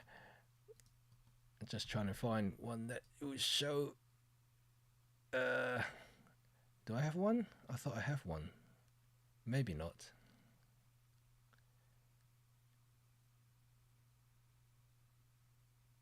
No, I don't have one. I thought I had one. Sorry about that. No. Well, I'll try definitely make one for you because it's important to see that, because on the OM-1X, I remember when I was trying to do some birds in flight, the white box was definitely behind the bird most of the time, but in the OM-1, it's definitely a lot quicker in that regard. So you know that the box is actually focusing. I know in the OM-1X it does the job really well, because like I mentioned already, even though the box seems to be behind the bird, but the bird's actually in focus. It just somehow the user interface, the UI weren't able to keep up, and because you can imagine it's a lot of things going on there. It's the AI running, the processors was working really hard, and everything. You remember everything going through the processor. You know, the AI focus, the autofocus, the whole operational side of it, the cameras and everything, and so it's quite a demanding task for the processor, and that is why the OM-1X has two processors, because one just to dedicate on the AF itself, and the other one just for the rest of it. But you can imagine the improvement over the years. Now the OM-1 has one single TruePix 10 processor, TruePix 8 processor. It's a lot better than the dual TruePix 7, TruePix 8 processor on the OM-1X, and it makes a big, massive difference there. And based on OM's claim, the new TruePix X processor has 60 times more computational power compared to the TruePix 9, which is already more advanced than the OM-1X processor. So this is a huge boost in terms of in that regard. So now you're definitely seeing more fluid experience when you view the viewfinder, and not only the frame rate is 120 frame rate already, so it's really smooth, and but you can when it comes to this sort of thing, the AI subject tracking, the boxes and everything, it gives you that confidence to shoot them because it just sees in focus. Yeah, and hope that makes sense, because I'm getting a bit too excited about that. And but anyway, you're gonna see the video on Wednesday. Hopefully I can have time to edit it, because I've got all these stuff already ready for you, and just need to put them together, and I'll release the video on Wednesday, hopefully. Tuesday I have a proposal to shoot, so I can't do anything on Tuesday, unfortunately. Job is coming back. Yay, I have jobs back. And been waiting for that for over 2 years, and so yeah, that's the thing about professional, right? Especially freelance photographers like myself. And the pandemic has struck really hard for a lot of us, and jobs just simply disappear. They don't exist. But now it's slowly coming back, and yeah, I can't help but smile, because it's good, you know, good to have jobs back, right? Start earning money, and that can pay for my OM-1. Okay, let's see if any other comments you may have. And remember, you can ask me a lot of stuff, and I will try to answer as much as I can. Okay. Marsha said the double charger is $149 in the US, so 119 sounds about right in terms of exchange rate. That's good. Corner 35 is off topic. Do you know if a photocentric version of the Laowa 6mm T2.1 will come out? All right. They told me that they were considering it when I was testing the lens, and that was before New Year. So I'm hoping that they would, because that's a fantastic lens. And even not, I think the cine version and still fine. You know, I use that to take photos. It's just a lens. You know, it has metal teeth around the barrel, but it doesn't affect the operational side of it. And it's a great lens. I think if they don't, you can still buy the cine version. But yeah, wait a bit. I think that they might consider it simply because it's such a popular lens now. I think that quite a few people have bought that lens, and since I released the video, so that should be quite good. Okay, Anastas, and now you just need the 100. You need 150 to 400 to become a bird photographer. I always said that. You know what? Yeah, if it wasn't the pandemic for the last almost 3 years now, imagine that. Gosh, man, time really flies, doesn't it? And I would have bought the lens, 150 to 400, and that's still my dream lens. You know, like, you guys been following me long enough now, and if you have been with me in the live chat for the last couple of years, you know that I've been talking about that lens, and how excited when I first saw it and touched it in the photography show last year. And I love that lens, you know, and as soon as I have the money, I'll probably buy it. And but yeah, if it wasn't pandemic, I would have earned enough money for that lens, easy, because of my jobs and everything. But yeah, my business has stalled, literally no business for almost 3 years, you can imagine, and every penny counts, right? And but I did invest on this guy here, this bad boy. I did invest on this bad boy because I think that it will help me make more money. And the Mark III, of course, is still my baby. The X is still doing other things, and but the new EVF definitely, you know, is essential update for me. And because like I said, my eyesight just not great these days, and be able to see clear again is definitely important. Corner, there is a C4K 60p in the top right corner, not 1080p. No, I'm attaching the Atomos recorder on the camera. The recorder records 1080 from the monitor mode in the camera. So that's why it's not C4K 60. C4K 60 is the format that I chose when I record film in the camera, or when I choose to record as in record mode in external recorder. So when I was capturing the screenshots, and it will record in 1080 mode, and this is the limit that what it pumps out from the HDMI port on the camera. So I hope that makes sense. Dan Critchfield, on the new OM-1 in video 120 to 40 high-speed recording, is autofocus continuous or single point? Single point.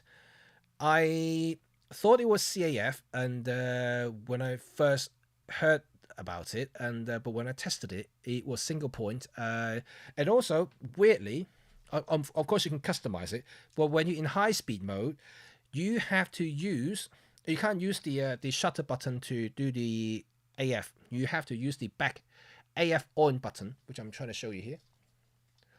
You have to use this button here, press it almost like back button focus, to enable the AF in the high-speed recording mode, which is a bit weird to me. So the shutter button doesn't do anything whatsoever, which is what puzzles me. But anyway, that's the default setting. I'm pretty sure you can customize it, and but it works fine.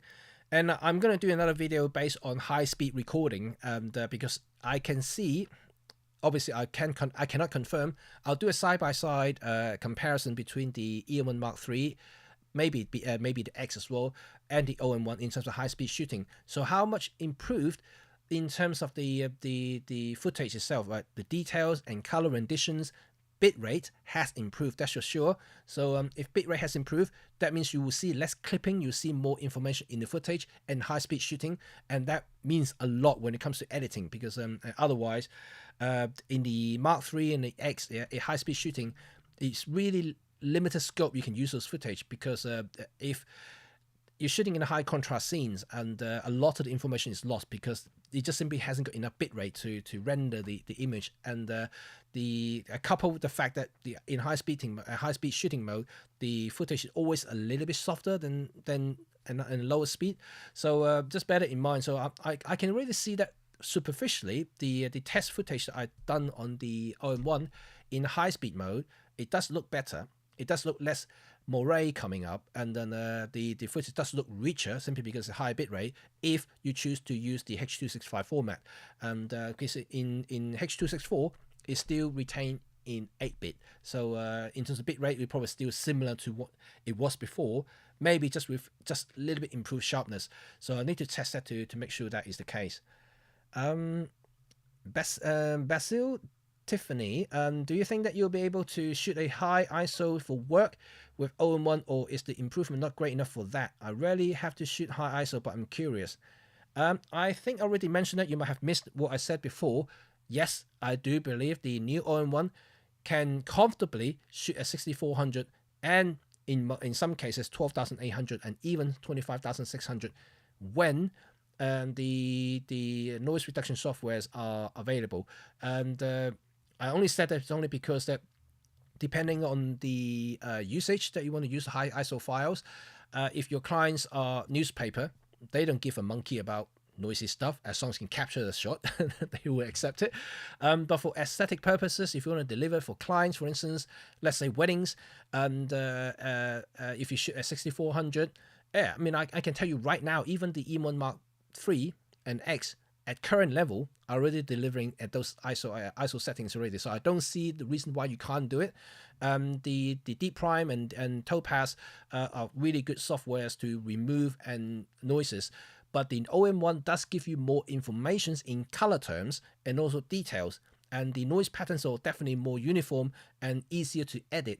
That means that the file should look more pretty, more not just usable, but also actually better looking files when it comes to edit. So, but I'll reserve my judgment, and I can confirm you maybe later on when all the softwares are available and also compatible with the OM-1.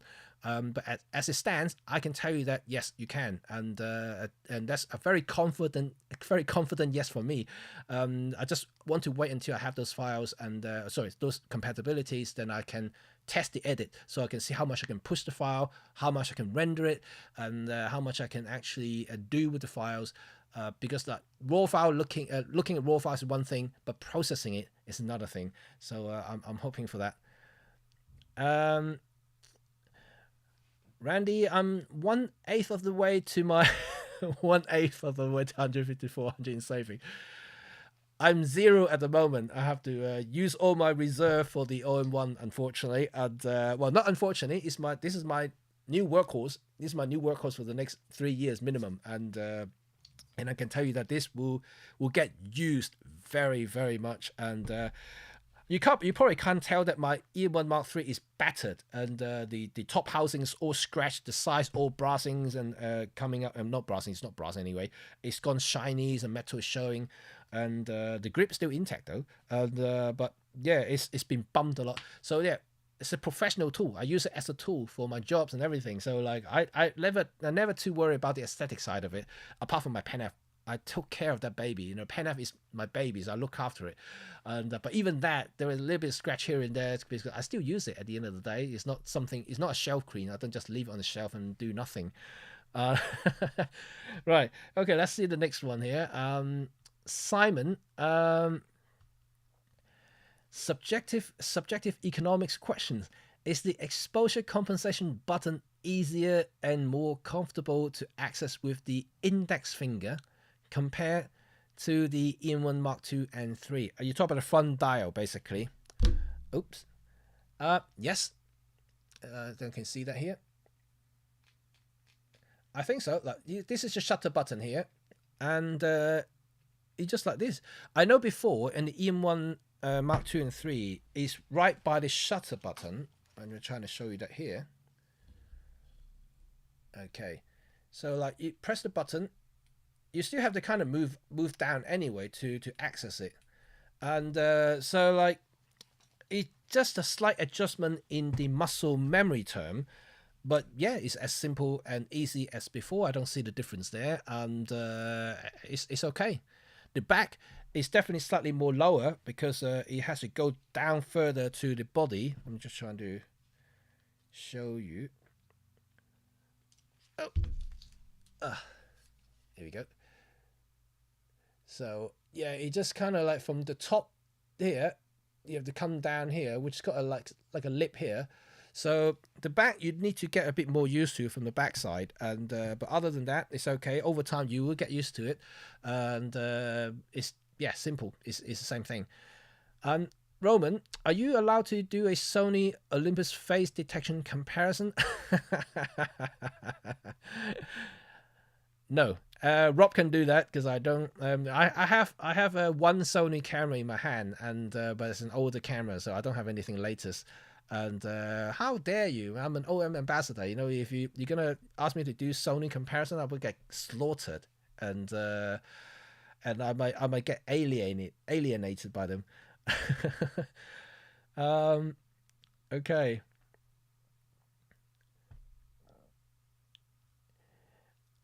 Right. Okay, that's probably I've answered most of the stuff that you asked me. Is there any other question you may want to ask me? And I'm definitely willing to continue this conversation. I'm just looking if anything else I can show you while we're waiting. Oh, I do have some older photos here I can show you guys, and maybe I'll show you some older photos. So for those who are interested, you know, like these are shot that I shot with the EM-1 Mark III. I have seen no reason why that is not as good as the OM-1, to be quite honest, and the OM-1 may be better. But at the end of the day, as a photographer, you got to work with what the limits is like. And I'll show you more photo samples, for instance. Like it's how you process the photo. Remember, one thing you have to remember is that as a photographer, is that you have the tool, which is the camera, right in front of you. You hold the camera up, you compose a shot, you see something in your head, right? You see something in your head. This is how the process works. You have this vision of creating that moment, creating that shot, and you have your subject, right, like this shot at the moment. You know, like even though it doesn't look like that, but then you in real life, yeah. But you see the subject there. You want to create a shot with this particular feel, and how do you do that? And you have this image, this vision in your head, and you're looking through the viewfinder. You compose a shot, you just snap it, and then you go back home. You start to massage the file. So this is exactly my point about the OM-1's flexibility in terms of files. And at the moment, I do not have any scientific measures to confirm dynamic range or whatnot, anything like that. I'm not a chart guy. I don't look at bar chart, like I said. So like, I don't know. So like, I would just edit the file to my liking. If I see something that basically tells me that, oh yeah, it's definitely better in that sense, I would say it's a better camera. But in most cases, I would just think that, yeah, I can do the same thing with any cameras. So it's two-sided argument there. And how much has the OM-1 improved? Yeah, probably a lot in a technical sense, but until I really starting to massage the file, starting to use it a lot in different scenarios, different cases, and then I would be able to tell you exactly what's going on. Because it's really easy to draw into like a simple brick wall test that I do on some of the reviews on lenses. It's very easy for me to set up, a static object, shooting in a constant lighting situation, doing this line resolution test and color test with a color checker there, which I also have. I can do all sorts of things like that. But how useful is that really, in a real scenarios, which is not something that I always encourage people to do that. It's useful, but you have to watch it with a pinch of salt there. And then, and because at the end of the day, you are the guy who creating the photographs, and you know best how well your camera performs, right? And no one can tell you that. Like everyone can say their camera is the best, or their brand is the best. People can say Sony's the best. People can say Canon's the best, because they all have their own audience and they all have the users there who are familiar with their gear. But I could easily say that Olympus is the best, but we all know that there's no perfect system everywhere, but it's perfect for me, because I think that it got good skin tone and it's got really good ergonomics, it's reliable, it's do all sorts of things that I wanted to do, and it can create bokeh. They can have tonne. Look at this. People who say Michael Four Third can't do tonnes. Come on, man. You are just taking a mick there. Because what you need to do to create bokeh as a photographer. It's not about the lens there. If you have a small aperture, you move further away, use a longer lens, compress it, you will get bokeh. And you shoot closer to the subject, the background's further away, you get bokeh. It's a matter of relevance there. It's not just about shooting wide open of everything, you get bokeh. And it's something that so many people are so confused about bokeh, because the only thing that only full frame can do bokeh. To be honest, forgive me for being rude here, but bollocks. This is total bollocks, man. Don't trust that. Why full frames is the only system that can give you bokeh. What about medium format then? If you talk about like full frame is the only bokeh machines, and medium format and large format would be like what? Bokeh monster. I don't know how that logic comes about, but anyway, and it's a little nonsense there. I create shots after shots, years after years. I use Canon full frame. I have experience that, don't think that because I'm an OM system ambassador, I don't use any other things. I use full frame. I still have my Leica, which is full frame. I have those stuff. But I can still do the same shot regardless of what they are. And it's about adjusting. At the end of the day, is adjusting your mentality as a photographer. You adapt to the new format, because if you never shot with APS-C or Micro Four Third, you will need some time to adjust to it, because it looks different. The aesthetic is different. You have to adjust your distance as well, because everything is slightly different. And but once you adapt and get used to the whole format thing, you can create stunning shots just like anybody else. It's no different. Camera is just a bloody tool. You don't need. I don't know. I keep arguing with people, but no one seems to believe me. I just say sort it. I just do my own thing. I just show you the photograph instead of talking about rubbish. And you just can see that a lot of these photos is just all shot in Micro Four Third. All of them are shot in Micro Four Third, and there is absolutely no difference when I use a full frame or any other system that I use for the last 17 years. I use medium format, full frame, anything else, and these sort of files are challenging. This particular shot was shot at 6400, not 6400, 3200, because it looks bright. It wasn't that bright. I actually had to boost it to get it right. And it's something that you just have to know what you're doing. Exactly what you want to achieve in terms of vision-wise, the visual aesthetics, storytelling side of it, how you compose the foreground and the background interest, how you utilize the surrounding environments and everything else around it, your subject's personalities. You have to analyze everything. So it's a lot more than just looking through the viewfinder and clicking the shutter button. That's only part of the process that you have to do. But as a photographer, I can tell you that every time when I meet the clients, when they're starting to do a shoot, it's a million things in my head. And I'm not as quick as the latest TruePix X processor, but definitely, I was calculating a lot of things, and how I can bring out the subject's personalities, how I can do my best to capture them in that particular frame, and how I can do that.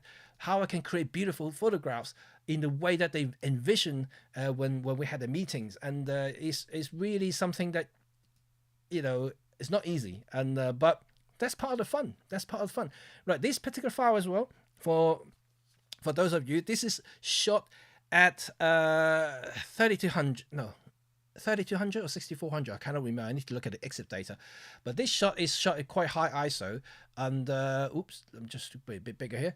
And so I did use 2 speed light, remote triggered, and to get this, but because I needed the surrounding to be absorbed into the frame, in terms of exposure, I did need to push the ISO up, because if I only use a low ISO, you won't be able to see so much of the background. And in this particular case, I need to see the background. I need to see everybody in the back. I need to see the outside, and I will see everything, because this is how I envision in my head.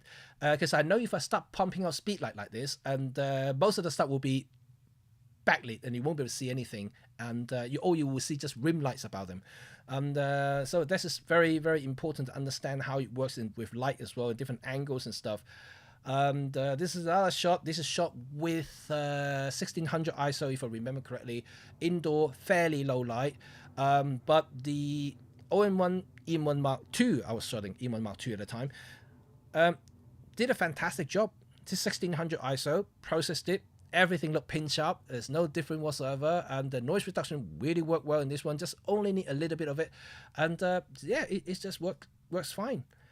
And final shot here, and this is using live ND and with the EM1X, and that's the first camera to feature live ND, and I use it for creative purposes on a street shoot with my talent, and so it works fine. So it's all about the creativity behind it. A lot of people think that, oh, live ND can do this and that about waterfall, but it's not just about waterfall, not just about water and other flowy objects. You can use it creatively for other things. And for me, I use it a lot for portraits, and to make things look cool without having to add the actual ND filters on it. And because otherwise you have to bump up the ISO and stuff like that as well. There's all kinds of things going on there, and also affects the AF. And but now with the live ND is awesome. I love that, and it's really, really cool. So this is the last. I said last shot. Yeah, I think that's the last shot I'm showing you today. And but yeah, so in short, like, you can create images with anything. And for me, I chose the OM or Olympus because of obviously the portability side of it. The ruggedness and reliability really was on my top priority, really was. And when I switched, because I had lots of problems with Canon, as big as they are, as known as they are for reliability, maybe on the professional arena. And I can tell you that the Canon cameras, I had many of them. I have so many of those in the past. All of them failed at some point, and then when I was shooting outdoor. Olympus never gave me a problem. I shot in cold winter, in really torrential rain, and I just let the camera soak. It worked. It just continued to take photographs, and that is something that I need as a photographer. I can't let the camera just stop me from doing what I do. And yeah, it's quite hard to really explain, especially that if you're not doing photograph just as intensive as I am on the street, you may not appreciate that side of it. But for me, that was what the reasons that I was switching over to Micro Four Third in the first place is portability, weight saving, and yeah, the reliability really to me as the key to jump onto the EM1 Mark II. And from that point onward, they just kept improving the ruggedness of the camera. The Mark II jumped to Mark III, X first. The X was incredible. And then the Mark III, and now it's the OM-1. And now they improved it once again with the IPX53. It's slightly better than the IPX1 rating. And whatever that is, to me, again, numbers doesn't mean too much. It's already reliable as it is. They said it's better. Fine, it's better. because anything better than the Mark II, I'm happy, because the Mark II is already, to me, is reliable enough to do what I do. And so the OM-1 definitely is going to survive very well for what I going to do in the next couple of years for sure. Okay, let's see if there's any other thing that you may want to talk about before I wrap it up.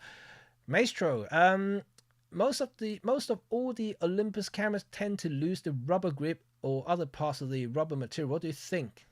The best substitute for rubber? Rubber is the best thing, and I know what you mean, because my Mark II had the problem as well, and I saw people online that had the same problem, but I can tell you that the Mark III, and I have used it for quite a while now, hasn't got that problem.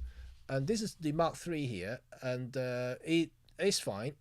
So far it's okay. There's There's no kind of rubber coming off, and the EM-1X as well, and they all look perfectly okay. I think it was a known problem on the Mark II bodies, and you can get replacement grip third party. I mean, I've seen photos on Facebook. Someone posted it. They replaced the grip themselves.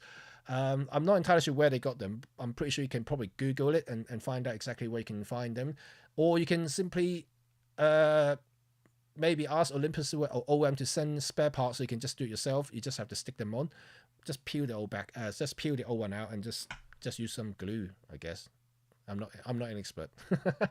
But yeah, the OM-1 seems to be the same as the Mark III in terms of the grip positions and the rubber feeling of it.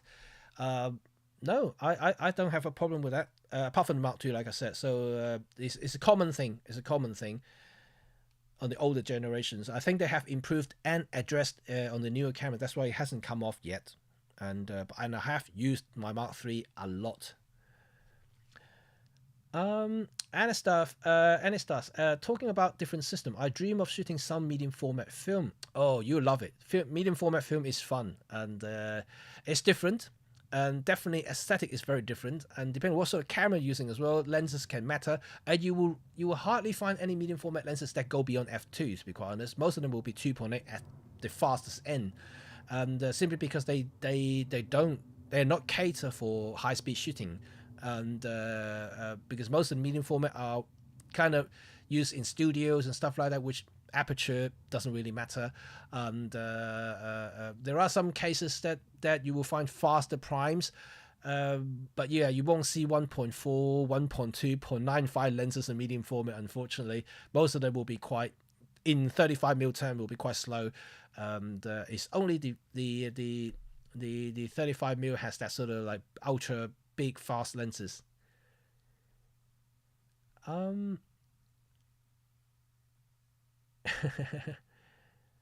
Someone is talking about silver version, and are you talking about the OM-1 or the EM-1 Mark II? The EM-1 Mark II silver version looks epic. I have one of those, and that is my shelf queen. It's not shelf queen. I used it actually. It's got a bit of scratch as well, and I use it to film B-rolls for the YouTube. And yeah, that's my B-roll. That's my B-roll machine. The EM-1 Mark II silver version. Okay, I guess that's all it is, and hope you guys are okay. I hope that you guys find today's stream interesting. I'm going to wrap up in 5 minutes. Any other question you may want to ask me, and you're welcome to do so, because I can end today's stream at 4 p.m. in London time, which is about 3 minutes now. And Randy say, been shooting with my new EP1. Oh yeah, you bought the EP1, the classic EP1. And Super Zero say OM-1 silver. You know what? If they release the silver version, damn, that means my pocket's going to go get another hole in it. I would love a silver version. And I don't know why they don't do a silver version. You know, like ever since the EM-1 Mark I and then the EM-1 Mark II, which is released as a limited edition. Yeah, I got that one. I don't know why they never do another silver version again on the EM-1 series. That would be epic, right? You know, I think it would be really, really awesome. I would love to have a silver version EM-1 or OM-1 again. And it just looks sick. It just looks cool. You can imagine having a silver version of this guy here. Yummy. Yeah. Why is it all black? Why do they have black cameras, you know? And I know it's more discreet, but hey, man, these days, you know, you see Fuji. You know, Fuji's doing all the silver cameras, and it's selling well.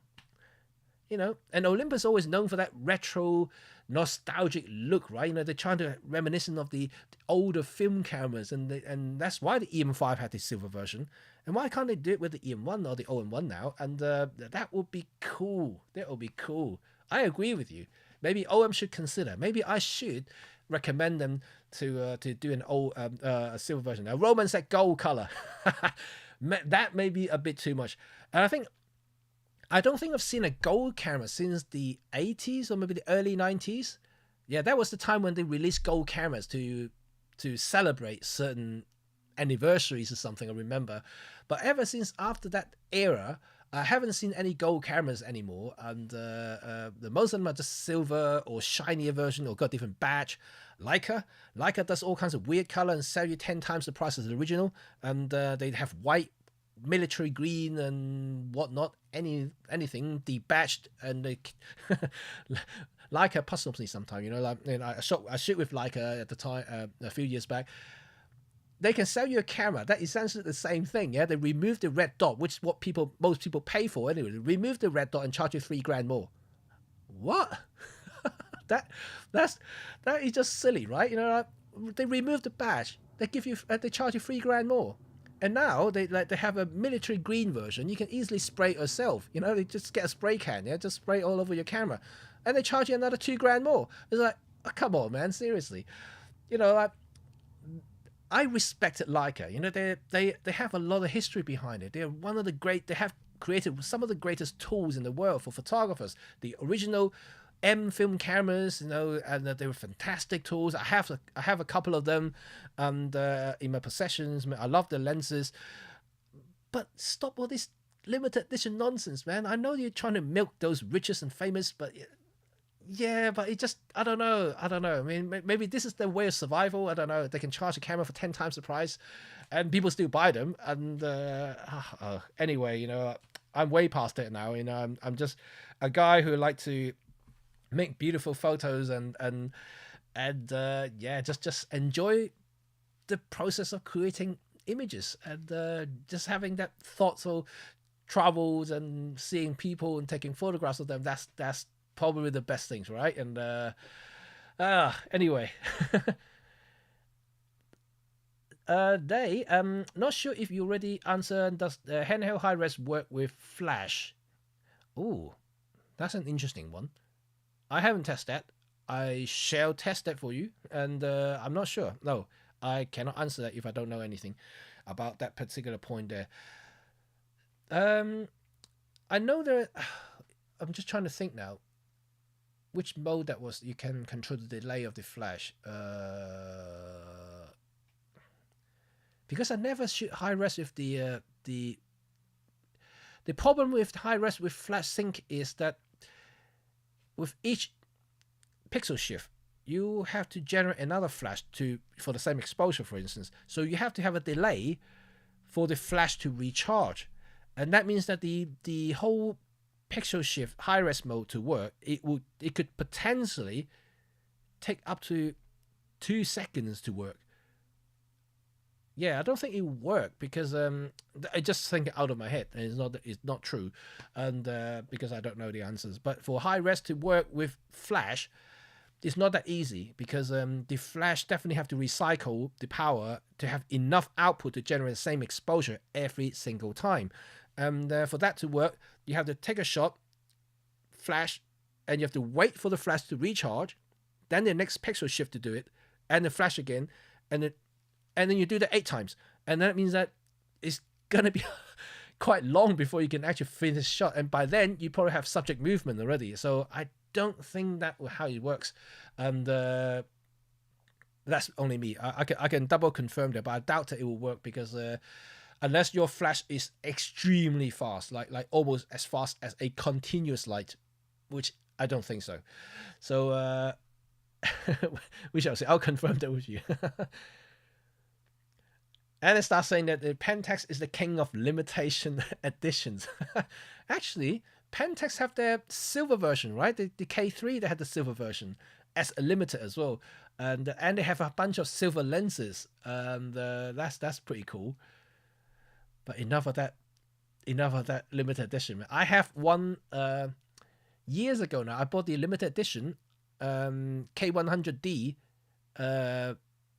Yeah, one of the first APS-C DSLRs, and I still have it. It's a limited edition, 1,000 units worldwide, and I have one of those.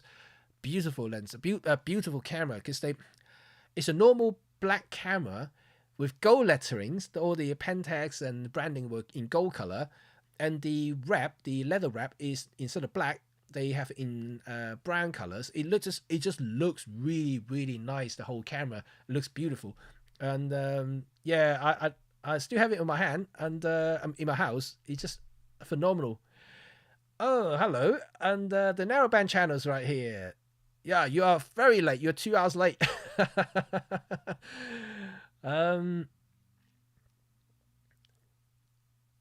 Right. Let's see then.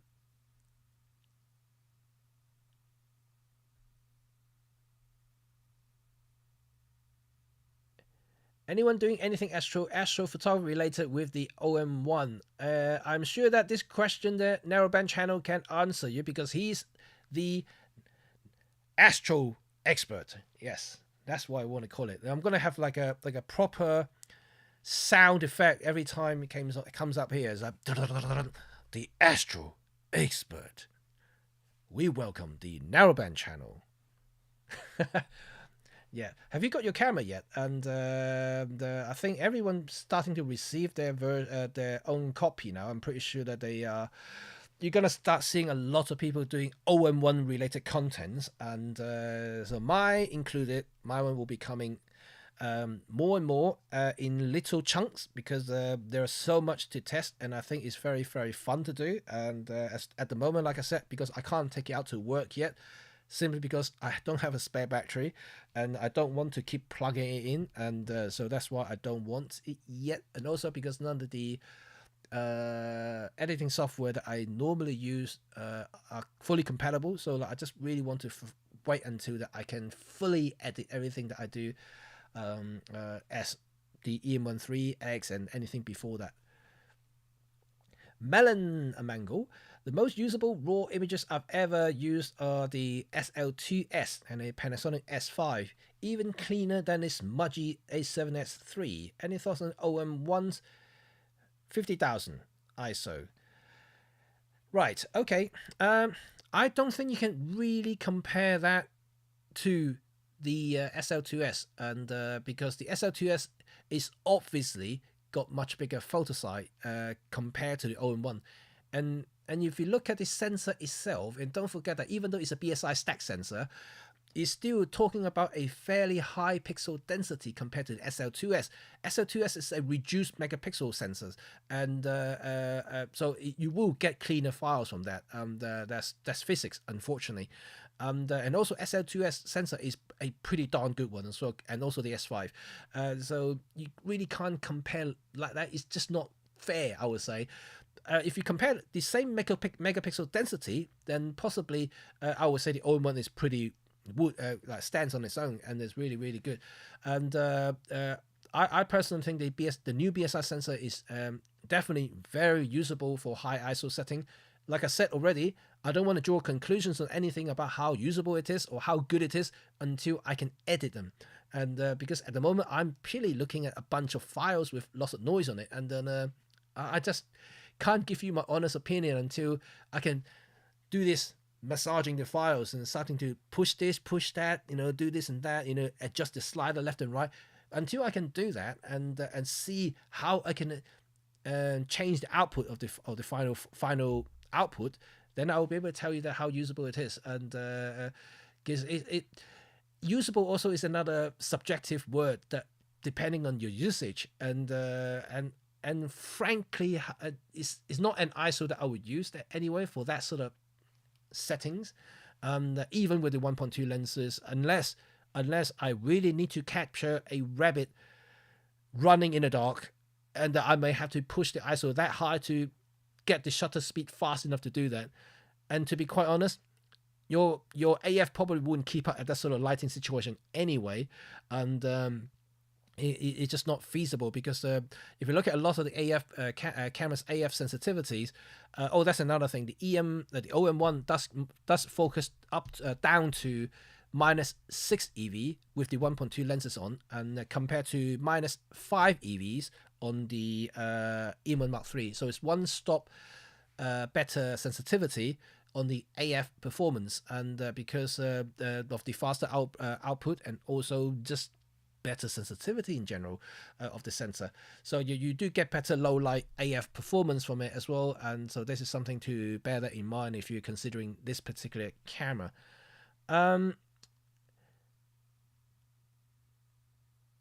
Oh yeah, there you go. Rob did say that. this is it. Yes, in the tripod high-res mode, there is a function for the flash to do. Yeah, I remember that. Yeah, that's what I was thinking in my head.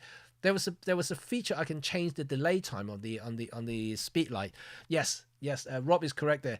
Yeah, you can change the charge time. You can change the delay basically in between shots for the high res to be traduced.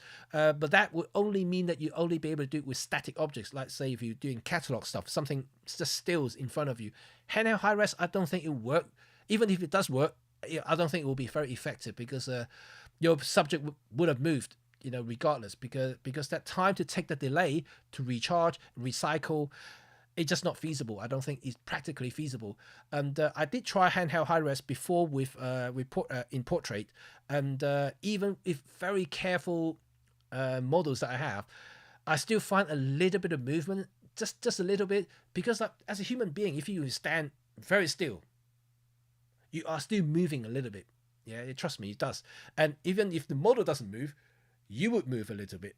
And even IBIS is there, but the IBIS can't compensate all kinds of movements, and there's always a little bit of this going on there. It may help you in terms of camera shake, but doesn't change the angle. But the thing is, the movement does change the angle ever so slightly, and every time it does that, the high res mode means that it means quite a lot for the high res mode to work, for that millimeter, even micron movement, because it changes a little bit of everything. So I think personally, I think that if you're really looking into that avenue, you probably better off looking at a high-res camera for portrait, because I don't think it is worthwhile experimenting it. And for tripod mode, it's different. Tripod high-res, because the thing is static, and so you may be able to do something about it. Or another scenario that you could possibly do with a portrait is that you can put it on a tripod. Your subject is slightly further away from the camera, so any sort of potential movement is kind of be neglected in the final outcome, because if you're looking at the distance terms, and any sort of slight movement, even if it's about millimeters in sort of like long distance, it doesn't matter too much.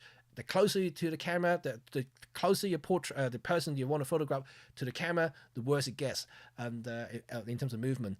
So hopefully that makes sense.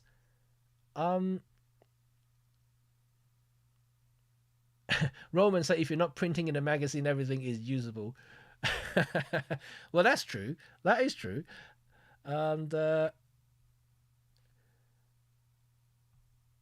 is true about magazine. But it also depends on what sort of magazine it is, though. And some magazines may not accept that, or some do. Paparazzi, for instance, all these like gossip magazines, and you can submit some horrible photographs. As long as you can see the face in it, they take it.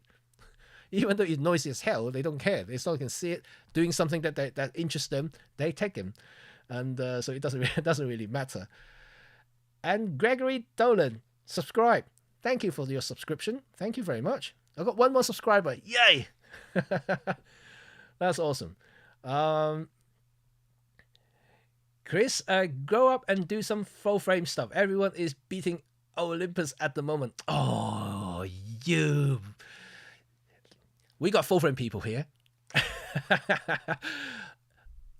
Hey, mate, I don't really mind. And to be honest, I like I said, I never really trying to trash talk anybody else, or people use other brands or formats, and show me images.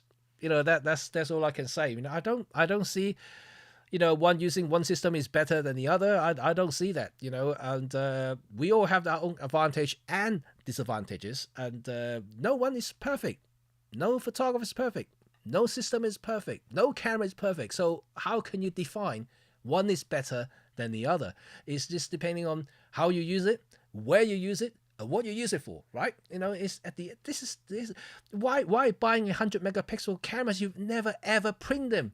That's full stop. That's one big argument there. If you're just looking at your smartphone, how much megapixel your smartphone can display anyway? Like 100 megapixel doesn't mean monkey to me. There's nothing. So really, format talks is way beyond me now. People still arguing about formats and other things. I just personally think that is very premature, and it's not something that I think that should be allowed to talk about. That's in my opinion. No offense there, no offense. Like you all have your own thinking. Like I said, if you think full frame's better, go for it. And if you think other formats are better, go for it. There's no stopping there. I never stop anybody from changing, buying other system, doing other things. Never. I know a lot of you guys shoot other formats as well, and I know quite a few of you actually have Sony, has Panasonic full frames, Leica. Someone just mentioned about Leica SL2S, and there are lots of people using multiple formats here, and we're here because we all enjoy talking about Micro Four Third here in this channel, because I am one, but I also use other stuff, and just not that I'm actively promoting it because of my status, of course, that's quite obvious. And but other than that, like they are cameras, they're tools. That's just the extension for your creativity and your eyes, and it's a tool that allow you to capture whatever you imagine in your head, and as simple as that. I think that's the critical thing. That's the key thing that you have to remember. A camera is just a camera, and.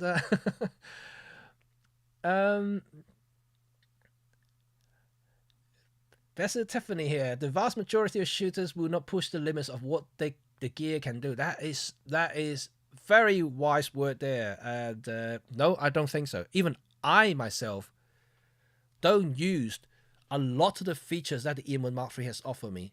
In fact, the EM1 Mark II. In fact, the EM5 Mark I. No, there are so many things that I simply, not me as a photographer, right? Like I don't use Pro Capture a lot, for instance, it's because I don't need it, right? But the features there, I don't push the limit, even though it can do certain things. It can do 60 frames per second, but what the heck? I'm gonna do 60 frames per second when I'm doing portraits, right? So that no one pushed the cameras to the ultimate limit on every single aspect of what it can do for you, right? This is something. Yeah, it's interesting the way you put it, because a lot of people forget it. A lot of people forget about it, and then people may always want to. Oh, I want 14 stop dynamic range. But do you actually know what that 14 stop dynamic range can do for you? People may not actually understand that until you come to that situation and you photograph it. Oh, maybe I need this, and but. Are you at that level? Are some of the people that are you constantly doing that sort of thing? I'm actually making. I actually made another video coming out next Friday, which talks something like this in kind of around this sort of points that we just talked about, and about values, about prices, about things, and in general in the camera world. And so you can watch that on Friday. It's coming up on Friday, which is quite a good debate, and just to see whether you agree with me or you have your own opinion about certain things that I'm going to mention in that particular video. So that is quite an interesting thing. Yeah, interesting. I like that sort of debate.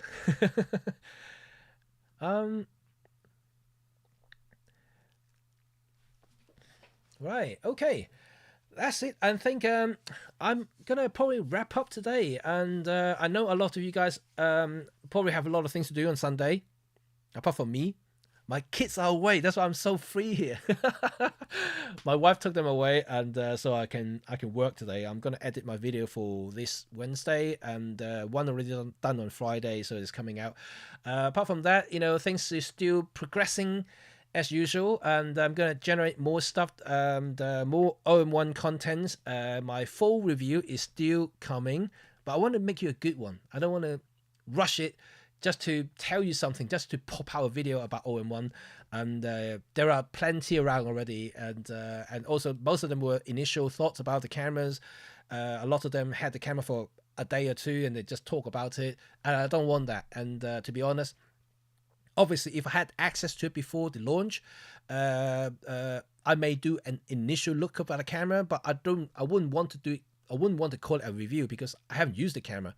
But now I have the camera on my hand and my own camera, so I can use it for work. I can use it for other things, so I can finally generate something that that's useful, and also meaningful to a lot of you, and not just a random shit here and there. But I can actually talk to you, tell you more about the camera in my own appearance, in my own opinion, about how it works for the stuff that I do in real cases, showing you real samples rather than just random shots of something.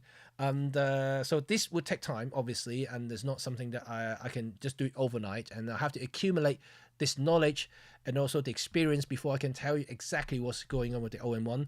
And like all the EM1 Mark III reviews that I've done before, I shot with models, Mark II, the X, and all the other stuff. And same thing happening. You know, if I have the camera myself, I would like to take it a little bit longer to do the review. And, you know, plus a lot of you who wanted the camera would bought the camera already, but a lot of you are considering it. And if you'd like to wait for my review and listen to what I want to say about the camera, you're very welcome to wait. And but I can guarantee you the initial experience that I have for the 2 weeks that I have the camera in my hand is that, yeah, it is pretty phenomenal and really, really awesome. I think it is definitely the best Micro Four Thirds cameras I've owned so far. But obviously my experience and knowledge is limited to Olympus or OM cameras and not Panasonic, although I have a couple of cameras, Panasonic cameras in my hand, but they are a bit older, so I can't really judge it on that end. But you guys don't know what you know best, and whether you are video oriented or you're still oriented or hybrid, and then you know what you need and what's best for you. Okay, and thank you very much, and lots of thanks a lot. Oh, Caitlin's here. Thanks for the example for the tracking, was great, and looking forward to the video later in the week. Thank you, Caitlin. Yeah, you will see the video coming out, which I'm going to talk about, showing you some of the example from the EM1X as well, so you can actually see what I was talking about. And obviously what I showed you just now is very much a limited demo that I want to show you guys. And but yeah, all these test stuff really take a lot of my time to do it, and so please do bear with me, and obviously any help would be good from you guys as well to help me continue. Like for instance, subscribing my channel and watch all the advertisements that is popping up in the video. That helps my AdSense. And then also, of course, I have my coffee link and also Instagram. If you want to follow me and this channel, Instagram, and if you love Olympus gears, I have a lot of Olympus gear in my separate Instagram account. On it's called just Method85 Photography. You can just search it on the Instagram. Loads of people love talking in that particular bit there, because we're all Olympus fanboys, right? Fanboy and fangirls. And Melon, thank you. Need to rob your attention once more. Would you buy a new Pen F with OM-1 sensor and tech in a heartbeat? Gosh, man. you are giving me a hard time, a heart attack. Yes, I would. If OM decided to make a Pen F with an OM-1 sensor and the AF, oh gosh, I would sell everything. Just buy that, even if you charge me $3,000 for it. That's how good it would be. Okay. What else in here? Any access to south-facing dark sky for the first time astrophoto doing the wide-angle Milky Way shot with the 7.5 f2? South-facing dark sky. My area is not dark enough. I would love to do some astro stuff, full stop. You know, I need to somehow find some time. Just head out somewhere dark and just do something. At the moment, I don't know, just where I live, I'm too close to central London. It's just not the ideal location, situation for me to do something like that. And it's too much light pollutions, too bright in generals, and too much pollutions in the air. You know, you just can't see a clear sky most of the time, unless it's a storm. But if it's a storm, I'm not going to go out and shoot. And then just tough. Okay, guys, and thank you. I already see you guys are popping out now, and yeah, have fun with the rest of the day, and enjoy yourself. It's a beautiful day in London. If you're in London or in the UK, I think most of you will see the sun today, so have fun and enjoy yourself. Take some lovely photograph. I can't, because I have to edit the video for Wednesday, so I'm gonna stuck at home indoor doing it. And but while you can, please go outside and take something, and and enjoy yourself. And until next time, I'll definitely do another live soon, and maybe I'll invite some guests. Who knows? We at the moment I haven't planned anything yet, because my stream usually are fairly random, and then I just love talk to you guys whenever I feel like I want to talk to you guys. and Head to Plymouth. I love Plymouth. And okay, Anastar has one final comment here. Jimmy, as an ambassador, you can sell the new Penf ideas to OMS.